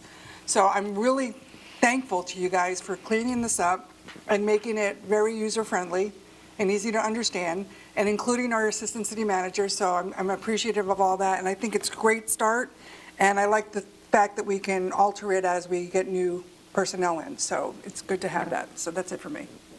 No, I appreciate you incorporating all the things that we had discussed before, and I'm happy with the version that we have. So if there's no further discussion, I would entertain a motion. I'll make a motion to approve the joint, no, that's not it. I'll make a motion to resolution 2025 to adopt the updated purchasing policy and procedures manual. Second. Vice Mayor Butland? Yes. Councilmember Papalardo? Yes. Councilmember Sell? Yes. Councilmember Stevenson? Yes. And I am a yes. Moving on to number 9 under new business. The city manager is requesting the city council approve the joint project agreement between Volusia County and the city of DeBary for the implementation of the West High Banks Flood Mitigation Project and to authorize the city manager to execute the agreement. City manager. Thank you, Mayor and Council. This process is accelerating, and we're very excited about getting this project off the ground. I wanted to kind of go with you, believe it or not, for those who are watching, this is our entire strategic plan for stormwater. It's on one page, and these are our projects, and you can note on the second column from the right there that all of our projects are engineered, permitted, and awaiting funding. And so we are now all aggressively, staff is aggressively seeking funding for all these particular projects. The James Pond Pump Station last year was completed. You'll see the, obviously in the green, the West High Banks Road project is on our list, and obviously as a second priority. But you see there in, we'll just call it light orange, all the legislative requests that we've made to the Florida legislature this year. We made a request for, we did actually file a grant application with the Florida Department of Environmental Protections for the Lake Charles and the Bill Keller Park irrigation conversion, and we did not win that grant. So we applied with the state legislature to ask for that money as an appropriation. The other two, we also asked for $1.5 million for improvements into some of our areas that don't have stormwater infrastructure, and that's the vistas. As you remember, 2 or 3 years ago, we had the opportunity and we bought a piece of land that's a depression, and there's certainly a lot of infrastructure that can go around to move the water to that depression, which serves as a fantastic retention area there. But not many people know that the older parts of DeBary do not have any stormwater infrastructure whatsoever. The water lands on the road, and it goes through whatever it needs to go through to get to the nearest lake and various basins. And now, obviously, Glen Abbey, Summer Haven is in the first project, and that is complete. We also are working on some other pipes in the public areas in Glen Abbey and Summer Haven. So we're now working through that particular appropriation we received from the legislature. Just to let you know, the contract that we have from the legislature goes all the way through 2027. And so anybody that says, well, you had this appropriation for a while, but the contract allows us to go to 2027. And so we have been carefully going through Glen Abbey and the owner maintenance entities and making sure that we are approaching it properly and that we are fixing the public infrastructure as necessary. So this is our strategic plan. Anybody who wants it, it's one page. This is it. And we're aggressively seeking funding for all of it. And so, as you can see. So this is West High Banks during Hurricane Milton. Obviously, there are some, as you can see on the left-hand side, the current stormwater situation. It is a primitive ditch that carries the water all the way down to the river. There's also a other ditch that goes through River Bluff that meets in the retention pond of High Banks Marina. So there are two actual waterways or transport ways that the water gets from generally the Duke property and all the areas on West High Banks goes to the ditch, those two particular ditches and heads towards the St. Johns River. But you can see there the pictures of the High Banks during Hurricane Milton. So we had talked about this in a couple of meetings. This particular slide, the West High Banks Road project, there's the location from Dutchman's Bend Road all the way down to the river. One of the exciting parts is that it's shovel ready. Basically, we're at 99.9% engineered because of your guidance and leadership and on getting all of our projects engineered. It was very enticing to award this particular project because it is shovel ready. The county in their first meeting in October, I believe it was October the 6th, awarded the city of DeBary $8.6 million from HUD or CDBG with our match of $500,000 would go to $9.1 million project. So let me talk a little bit about the agreement. As you know, the design and engineering is 99% complete. The DeBary's match is $500,000. Towards that, obviously, we can count the design and engineering costs, which right now we've spent about $300,000 to date, and it's our obligation as we move forward and get closer to this particular project that the DeBary would need to pay the difference to get up to the $500,000. So if we didn't spend another dime, I think we got probably another $50,000 or $75,000 in engineering to do. We'd have to make that difference up to get to equal to $500,000. Unique, all procurement will be done by Volusia County, and I think that's a requirement from the HUD CDBG grant with Volusia County, is that they will handle all procurement with city oversight and assistance. Construction will be handled by Volusia County with city oversight and assistance, which is unique to most grants. So the total estimated project cost right this time is $8.6 million, and that's what our HUD grant is. That's at the time of application. That was the best estimate by our engineer. The city, if the project does come in more than $8.6 million, the city is to, by this agreement, to cover all costs exceeding that grant amount. So if it comes in at $10 million, we will have to come up with the $1.4 million. Now, there are some decision points through this particular process, and those decision points are if, obviously, if you don't want to contribute to if it does come in at $10 million, and we don't have the 1.4, or you decide not to do the 1.4, then our project will become idle and the grant money will go someplace else. It's just as simple as that. If you decide to, we could also change scope to reduce the cost down to get it down to 8.6, or not do the project at all. And so these are some decision points that this agreement allows to occur. And of course, during the entire process, the city will assist with staff expertise. The city engineer be working with the county, the contractor, and our own contract engineer to be able to go through this particular process. The county will also provide CEI with this particular project as well. And so this is the details of the agreement. Once we do approve this, it will go to the county council for approval for the agreement. Then there's a 3 to 4 month delay in the process in which the federal government will do their environmental study. And they'll go through an intensive environmental study all the way through. Once that is approved by the federal government, then it will go out for procurement. So we're looking probably at March or April by the time the county gets their feedback from the federal government from their environmental review. HUD always requires an environmental review. And then the procurement, usually you would take 90 to 120 days for a procurement. And then maybe before the end of December 2026, the construction will start for this particular project. So I'll take any questions or concerns that you might have.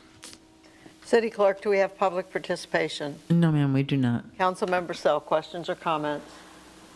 This is going to be huge.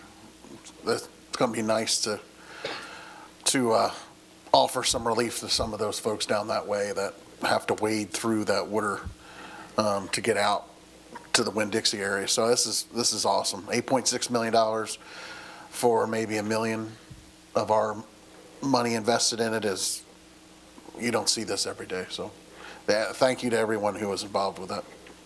Councilmember Papalardo?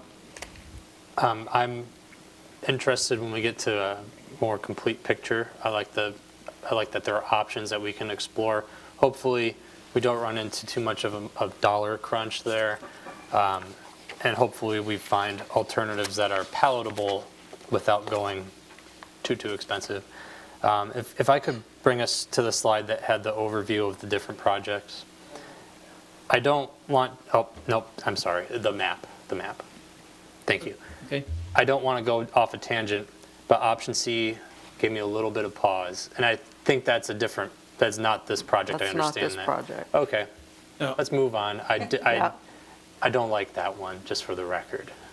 Well, and just for folks' information, I am working with FDOT and the county that are very interested in providing an overflow. Right. We did fill the borough pit to full capacity.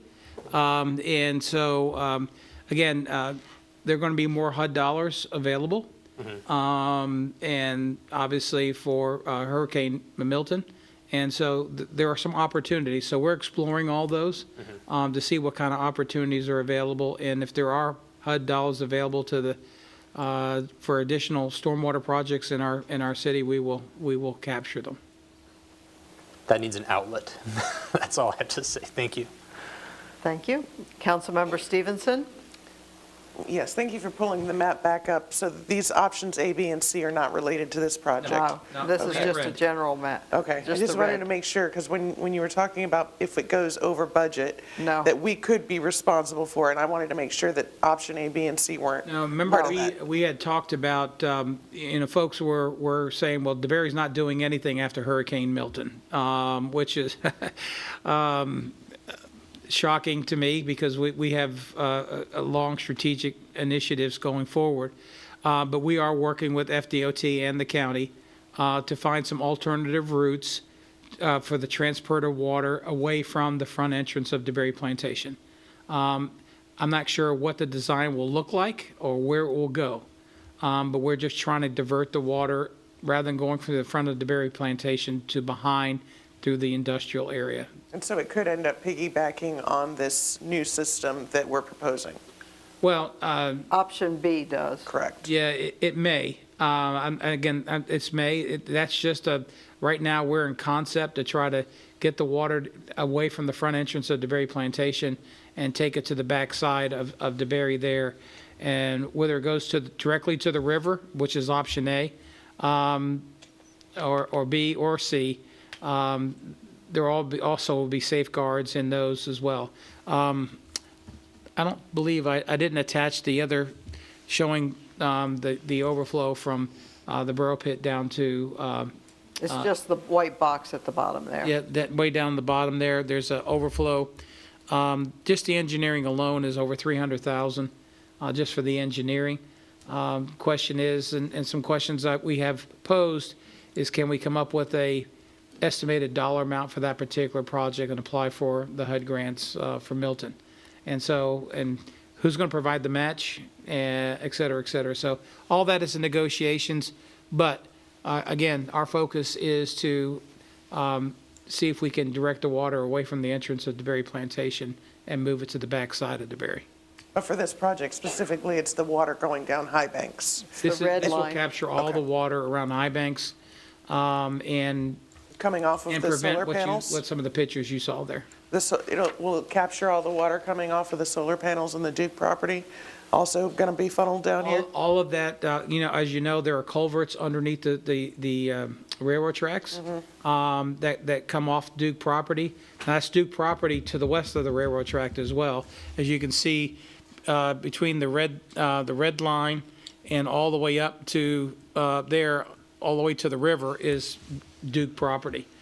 So their water flows underneath the railroad track to their particular property. But again, it has to go somewhere. Whether it goes, some of it goes a little south to High Banks, some of it goes straight west to the river. And so, yeah, we want to make sure that we protect our residents, and this is how you do it. You capture the water and you transport it efficiently. On both sides, going from Dutchman's Bend, heading to the river, Both sides will be piped all the way down to where we own the 3 lots, and that's where the retention ponds will be.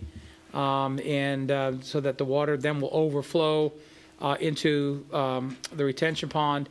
It will have an overflow structure, and when the water comes into the retention pond, it will overflow in the pipe and go all the way down to the St. Johns River. You said the diameter for those pipes? 60 inches. 60 inches. Taller than I am. Taller than our mayor.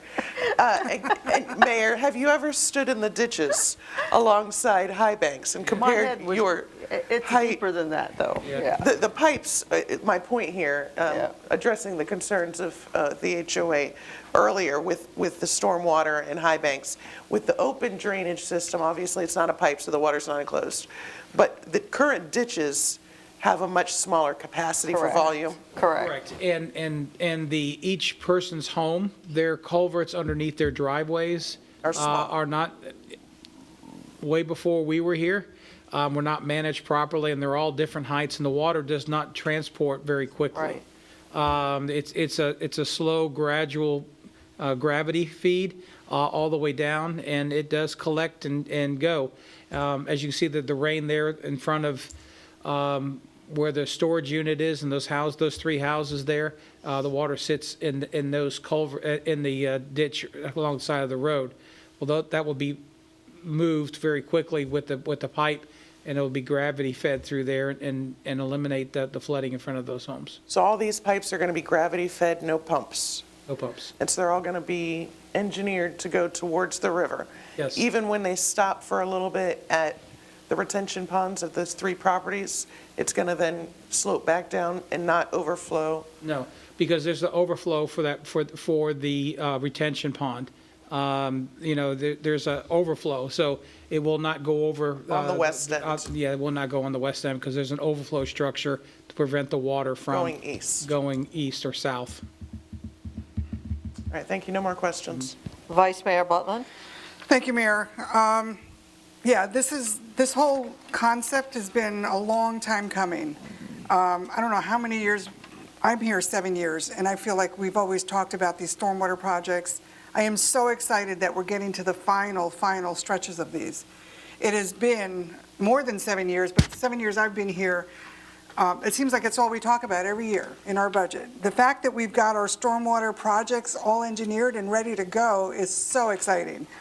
And the fact that it's not our taxpayer, well, it is taxpayer dollars, but through grants and stuff that we've been getting.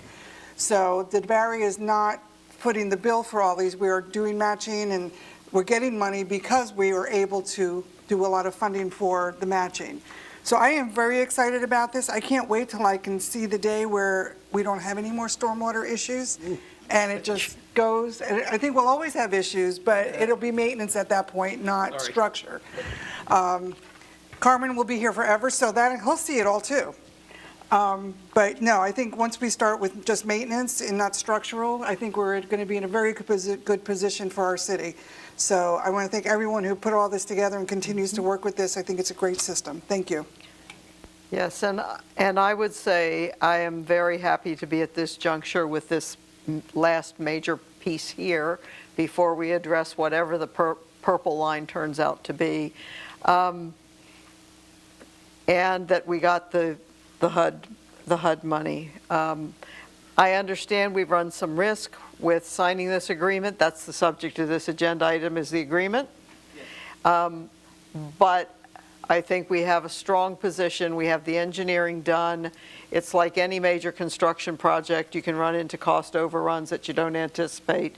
You must stop, figure out what you're going to do, make adjustments if you have to. I'm hopeful that we won't have to make very many. So that's all of my comments. If there's no further discussion, I would entertain a motion. Move to approve the joint project agreement between Volusia County and the City of DeBary for the implementation of the West High Banks Flood Mitigation Project and to authorize the city manager to execute the agreement. Second. Councilmember Papalardo? Yes. Councilmember Stevenson? Yes. Councilmember Sell? Yes. Vice Mayor Butland? Yes. And I am a yes. Agenda item number 10, the Growth Management Department is requesting the City Council review, discuss, and provide guidance for the proposed long-awaited facade grant program. I added that extra in there. Thank you very much. Stephen Bapp, Growth Management Director, once again. Now I'm at the end of the batting lineup here. Okay, the background on this for the general public is in 2022, the City Council developed the city's 5-year strategic initiatives, prioritizing specific actions to achieve our overarching city vision. One of these visions was the Village Center redevelopment strategy, and the Village Center extends from Plantation Drive in the south up to the High Banks 1792 intersection, following 1792.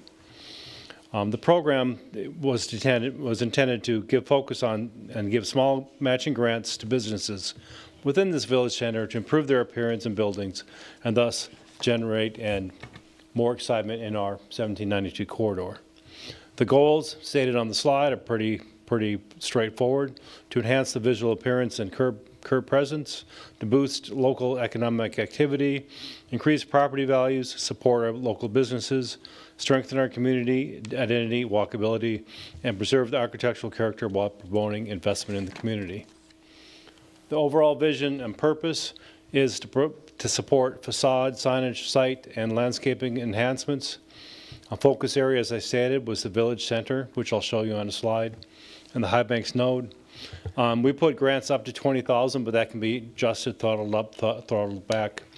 And initially, we were thinking of a first come, first serve, but it'll be more of a evaluation of the project, and maybe more of a phased rather than a first come, first serve. But we'll look into that. The study, which one was done by Ms. Thomas and Jackie, our new growth management part-time tech, put together a pretty comprehensive study. We designated a focus area, which was already established by our city vision. It reflects on the map, with the green indicating from Plantation Drive or Plantation Road. Forgive me, I don't remember the designation of it. Going up to the High Banks, shown in the green, and then the High Banks node indicated in the red, which is the intersection of 1792 and High Banks. What we did, we broke down in our study, which is included in your packet as a draft version. We broke down really this whole node into a 5-section chunks. And now what Jackie and Marilyn did, they went out, they got photographs of all the businesses, and they did an initial rating showing if it has a fairly good facade, a fair facade, or a poor facade, or if the site or the business was inactive. And this is just an illustrative example. I'm not going to go through each one of them for time considerations, but this is in the southern part of the focus area. You see the old Bank of America building is indicated in black outline because it is an inactive site, which would probably not be subject to this program. But as you see, there are varying scales of facades in that part of town. Also, the same can be said for the High Banks node. We did a detailed analysis of the High Banks node and indicated their current conditions, and that is reflected in the report, which is available to the public too. Kind of what the facade grant does, my grandpa would say it kind of spruces the place up, you know. Here are some sample renderings prepared by our growth management staff. Kind of shows the current facade on the top of the slide, and then simple improvements on the bottom part of the slide, such as fresh paint, new awnings, new signage, and maybe restriping of the surface area, which has a general initial visual impact on the whole site. Also, if we look up in the village, in the High Banks node, here are some businesses along the High Banks node next to the Salty Goat. Just some simple things like facade paint, fresh paint, festations, some architectural redos on the buildings. Kind of does change the general appearance without too great of investment. Initially, looking at some general cost estimate, staff has shown a facade renovation, a simple facade renovation for about 100 linear feet of frontage. It kind of shows a breakdown showing awnings, paint, doors, windows, costings, and labor. a simple facade grant or facade change like that comes out to about $24,365 on average. So that was just a highlight of some of the analysis, which is included more detailed in your packets. If we move forward, how we would implement this, how staff sees it being implemented. First thing is work with our communication department to get the word out, do some surveys of our businesses to get their appetite for such a program, and perhaps hold a few public meetings or maybe even a city council workshop as needed. But to get the word out, make sure it's very transparent to the public what we're doing, develop a flyer, and maybe set up some kiosks at some of our local events and gatherings that we have. Of course, we have in the report you have a pilot and evaluation program. It would start with probably a one-year program, evaluate it at the end, rate the change of how many grants we gave out, the general impact and the general satisfaction of business owners. After that one-year period, we would again do maybe a reset or a continuation of the program. Processing as we see it. Initially, we were thinking of first come, first serve, but I think it may be better based on your input, maybe to have a quarterly or a monthly evaluation of applications. It depends on how many really come in.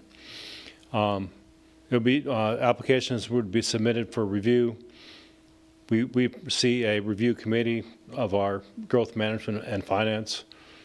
Growth management particularly because we do have a CNU qualified personnel that can look at how it would be applicable to the Land Development Code, and we'd probably also include our Economic Development Director too in that process. Everything has a rating criteria. We've looked at this proposed rating criteria, which is in your packets. Impact, looking at economic development, looking at aesthetics, looking at how it does improve accessibility to the pedestrians, and also ADA compliance, which is very important to our community. They'd be rated on a scale. Minimum points to qualify would be 35. Then if we have competing packets or limited funds, we could have a total score competition between the facade programs. Some of the eligible activities that we see, is listed on the slide for people in the audience, and people reviewing online can review the slide. You also have this in your packet, but things like focus really on the exterior and how it interfaces with the public realm, the public street.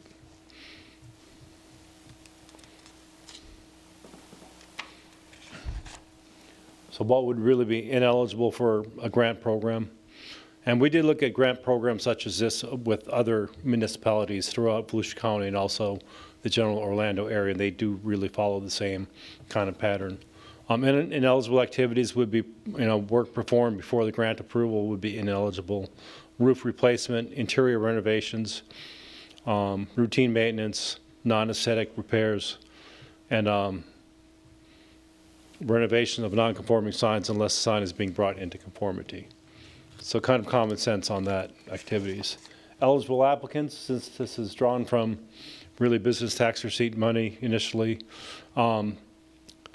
applicants must hold a city business tax receipt, and it has to be current. They must be current on their taxes and have no outstanding permits with the city, no code violations or liens, and must have the owner must apply or have the written consent from the owner. Funding and matching, really look at a scale, everything from a single tenant price range to a multi-tenant, as I showed on the facade change slide earlier, to a full building improvement. Staff really is proposing at this time like a 50-50 match. The business owner or building owner would provide 50% and the city would match that fund. Really our next steps, what we'll do, we'll formalize the timeline for city council, add any city council guidance or input into the program, and then put out an announcement and rollout of the facade grant to the general public and to the businesses. So that's where we are. That's what we're looking at. Marilyn and Jackie did a really splendid job putting this program together. I know they've been working on it for a long time. Kayla Burney, before she left, was working on the program too. So city staff has been mulling this about on the back burner, but now it's time to bring it forward. And based on your guidance, we'll kick the ball down the road. Okay, City Clerk, do we have any public participation? No, ma'am, we do not. Councilmember Sell, questions or comments? That could go on for days. Our planners, I think the city could do something, maybe repaint them with some vibrant colors and maybe put dinosaur things in them and get rid of the overgrown bushes and shrubs. We got dead buildings. I don't know what we can do about those. The Bank of America building has the opportunity to be the best looking building in DeBary, actually. I look at that like that's an opportunity to put our best foot forward with that building. There's no way I want to force any businesses to conform to do something that they can't afford or don't want to do. But, you know, downtown DeLand brought in millions of visitors just to get their pictures taken with those angel wings. I think we need to grab on and run with Clayton the dinosaur more. I don't think we necessarily do enough with him. I push him every time I can. You know, like the salted goat, I'd love to see them with some kind of goat on the front with a beard or something. If you look at the Berry Night Out, if you look at the grand opening, if you look at Trunk or Treat, people are coming out in droves. They're coming out. They're coming out. Younger people with younger kids, and they're hungry. They're coming out to check out the Berry. We have an opportunity, which is, you know, I hear it all the time that we can form and shape our downtown. But if we can do something here, you know, with things I know the mayor was thinking about the transformers and things that we have around in the city, that even if we had them wrapped to look like grass or something, it would help. Yeah. I mean, I see the Scooby-Doo colors all the time. That's what I like. So I don't know what we can do. I don't know if we can force businesses. I love renderings, and they do look very professional, the renderings. And I want to run in the opposite way and have it more cartoon-like. But you know, if it's always organic. You know, somebody painted those angel wings in downtown DeLand, and now every city has to have them. And that happened organically. So yeah, organically is definitely the best way to go, rather than force people to do things. But if we're going to offer money to businesses to do something, then maybe we can kind of go towards the theme. So they're sort of kind of similar, I guess. We can do baby steps, like I said, with the planners, and take them over, you know, put a dinosaur egg in one of them, and you know, Clayton could have a girlfriend and kids or whatever. But this is a facade grant. I know, The planters are not part of this. Well, the planners definitely need to be part of the bigger picture, I think. Okay, but the facade grant is money from the business tax receipts to go to our businesses. I get it. So that's why we need to focus on this. Yeah. And your ideas of other downtown improvements is probably a separate discussion, I think. Yeah. But facade grants is what we're being asked to weigh in on before they move further with the program. I like the grant idea, I do. Huh? I like the grant idea. I don't want to force any businesses, you know. This isn't a force when you get asked, Yeah. would you like money to do it? I get it. Yeah. Yeah. All right. Councilmember I'm all for it. Papalardo? I'm very excited to see this coming through. I've been nagging about it, and I pay into business tax receipts, so this is great. So I pulled the budget. We will sit at $223,000 in there right now. We bring in roughly $35,000 a year on it. First of all, I really like the qualifiers, the eligibility criteria. I think that's exactly where it needs to be. The frequency, I think more of an annual process makes sense here. Right, okay. That's how we plan. It makes sense. We can see how we deplete the fund. I would like to see some type of a schedule about the number of, a cap of roughly $10,000, 50-50 match. That's what I've seen in the past when I was on the Lands Economic Development Committee, things like that. I would say start off with like 2 years at 70,000, so seven rewards, bring it down to 60 or 50,000 a year to perpetuate using that up without burning it up very quickly. It's going to take a long time to hit every facade in the Village Core District. So that's most of my feedback, but I really like the qualifying improvements, the segments, and all the qualifiers, especially if there's code enforcement penalties that should negate you from your participation, and your BTR needs to be active and perhaps have been active for the past maybe 3 years, not just, oh, you finally caught up and you skipped 4 years of it. So, because there's some of those. Thank you. Okay. Councilmember Stevenson? Thank you. I appreciate the presentation, especially I think having some of these pictures as a reference point of this is where we started. And I think to Councilmember Sell's comments about not forcing businesses, perhaps you're recalling the sign grant, which was what we had done last time with the business tax receipts. And the sign grant was somewhat, well, that wasn't the forced part. The forced part was the ordinance that changed. And then the sign grant was to assist the businesses take the edge off of it. be able to meet the ordinance before it was enforceable. And so this is totally different. It's not forcing anybody to do anything. We're basically saying, hey, maybe you want to freshen things up. I like the 50-50 share. Again, like Councilman Papalardo said, you know, the restrictions, they can't be out of compliance with normal things.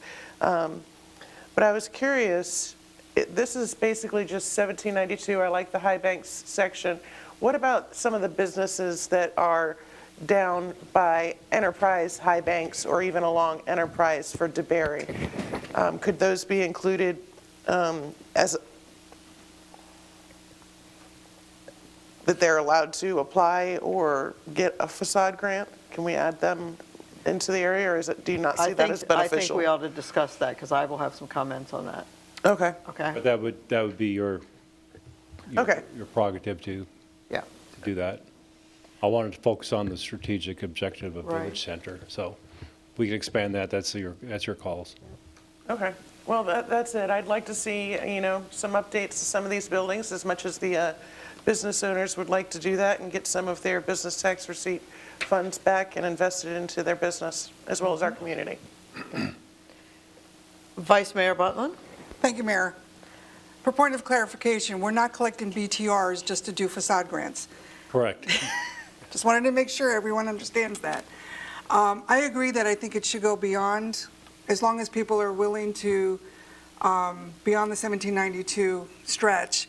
I have a feeling they're going to want to do it once we get Main Street going and the look, and if you want to attract people up this way, it's going to have to change a little bit, coloring or whatever we decide is the best way to go. But I know when we had the sign ordinance, and it had to be a monument, no more long, tall poles and all, that was almost mandatory. It got to a point because of the ordinance. So they had no choice. A lot of these buildings don't need a facade grant. They don't need to change their facade. It's the ones that are an eyesore. Not an eyesore, but not as updated as you want it to be. Because I know when Walmart came in, now the car wash had to comply with what was there already. And I remember that discussion. So I'm hoping that people will take advantage of this and go, well, yeah, I want like a freshen up, even if it's just a paint. You know, if you're telling me it costs $4,000 to paint or $6,000, that's a lot of money that we can support. So I totally love this. I don't agree with the dinosaur being on every building, but that's just me. We have an ordinance for murals and all that stuff, which is something different. So, but I like this, and I'm hoping that the businesses come in and take advantage of it.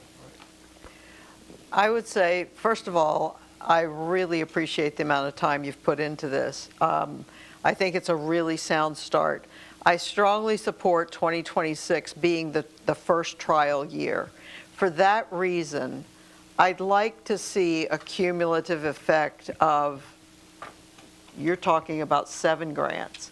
if there's one down on Enterprise, and there's one down by Plantation, there's one over here, I don't think you're going to see much difference. I think that if we focus on the 1792 corridor for year number 1, then we could see in years 2, 3, and 4 whether we spread it out.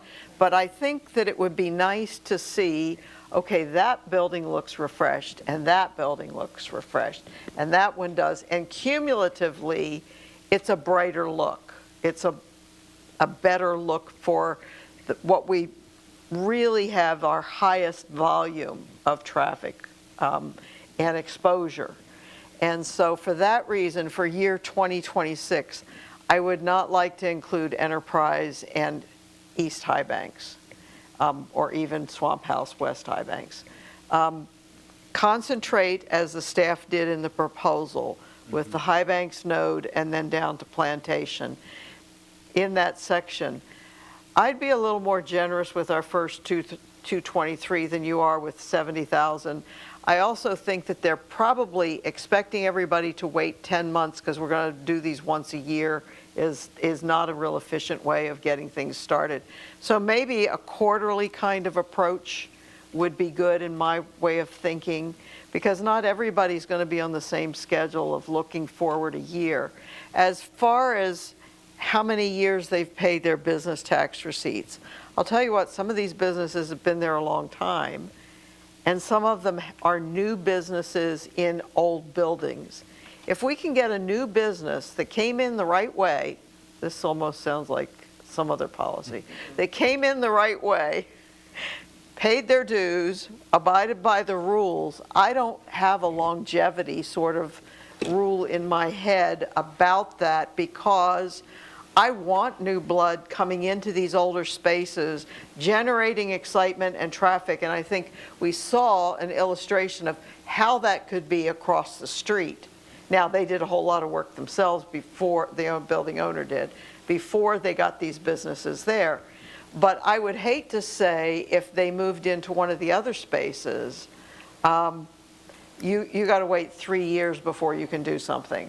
May I make one small Sure. clarification? I just mean that it's a business that's been there 10 years, they skipped 4, and they caught up all of a sudden. Okay, I got that. But what I'm saying is when you No, I say you agree. have to have 3 years, Absolutely. I'm saying I want new entrepreneurs to say, DeBerry's an exciting place.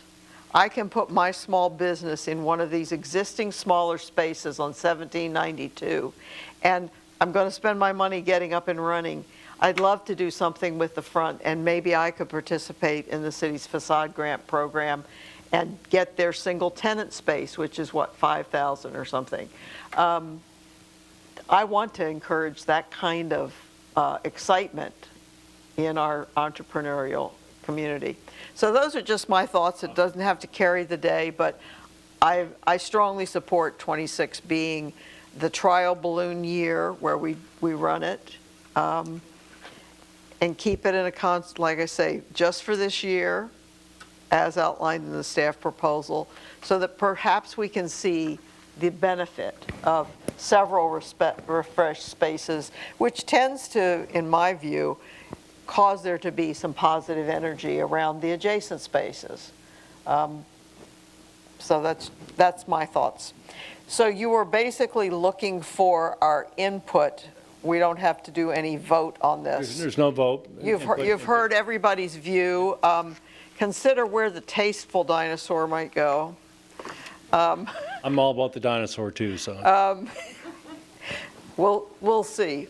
I think that things like the planters or something else can totally, and any public art other than a business that requested a mural under the guidelines outlined here would be a whole other discussion in my view. But city manager. Well, I mean, you'll have a tremendous amount of opportunity with Main Street. As you know, we have set up a dinosaurs. Maybe. Okay. Because it's more walkable. Yeah. In our core area, it's not as walkable as will be DeBerry Right. Main Street. And generally, that's where your murals, your wings, and all that stuff will come. Not to say that somebody couldn't put wings on the side of their building, But your murals and all those things, the art, will generally be towards DeBerry Main Street when that project comes. And so we've set up a whole art committee with Mosaic. They're very interested in arts and various different types of things throughout Main Street there. So you're going to see a lot of different things coming your way regarding that and decision-making on the specific arts in that particular area. So all about the dinosaur and stuff like that, but there's going to be a tremendous amount of opportunities at Berry Main Street. We can get really creative. Okay. If there's no further comment, we'll move into reports. Councilmember Sell. I just want to say how excited I am that we've had several events in the last 30 days where the attendance from the residents has been off the charts. It's so cool to see baby strollers and puppy dogs and kids and painting faces, and Trunk or Treat at Gateway was a home run. The DeBerry Night Out was a home run. I never thought that a grand opening for a little strip mall would pack in so many people. They were parking down the side roads, and it just was really cool to see the appetite for the residents of DeBerry to come out and see what the city has to offer. I mean, we have residents been here 30 years and they don't know where the dinosaur's at. Yeah. I see it all the time.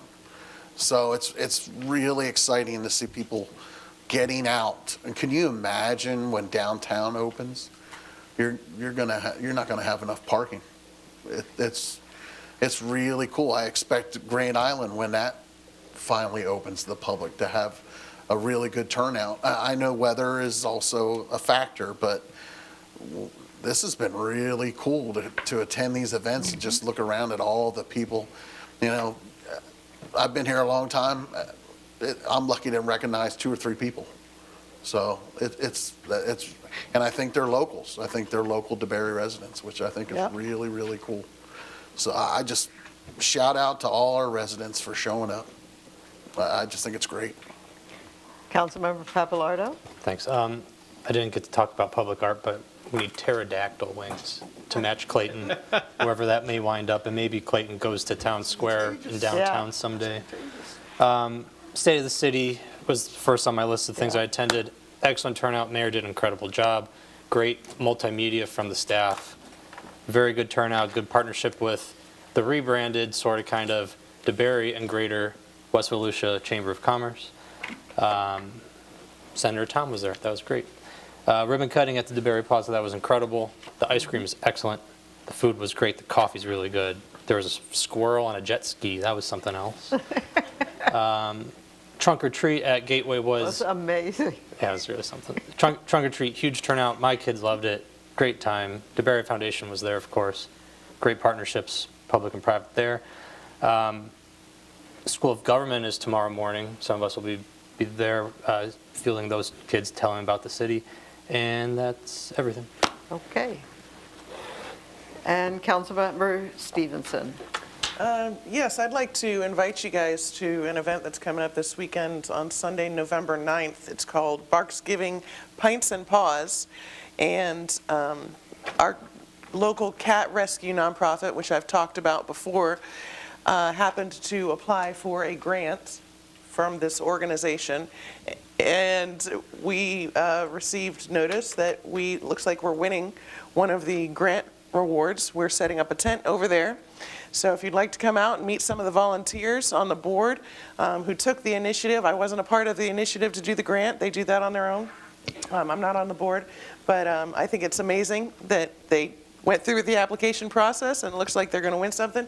So we will be at that event between 1 and 6 p.m., and that's on Sunday, November 7th, and the location is West End Trading Company over there in Sanford. So you can bring your pets, your dog, let them walk around, have some drinks, and see all the different groups that are out there that help with animals, including cats.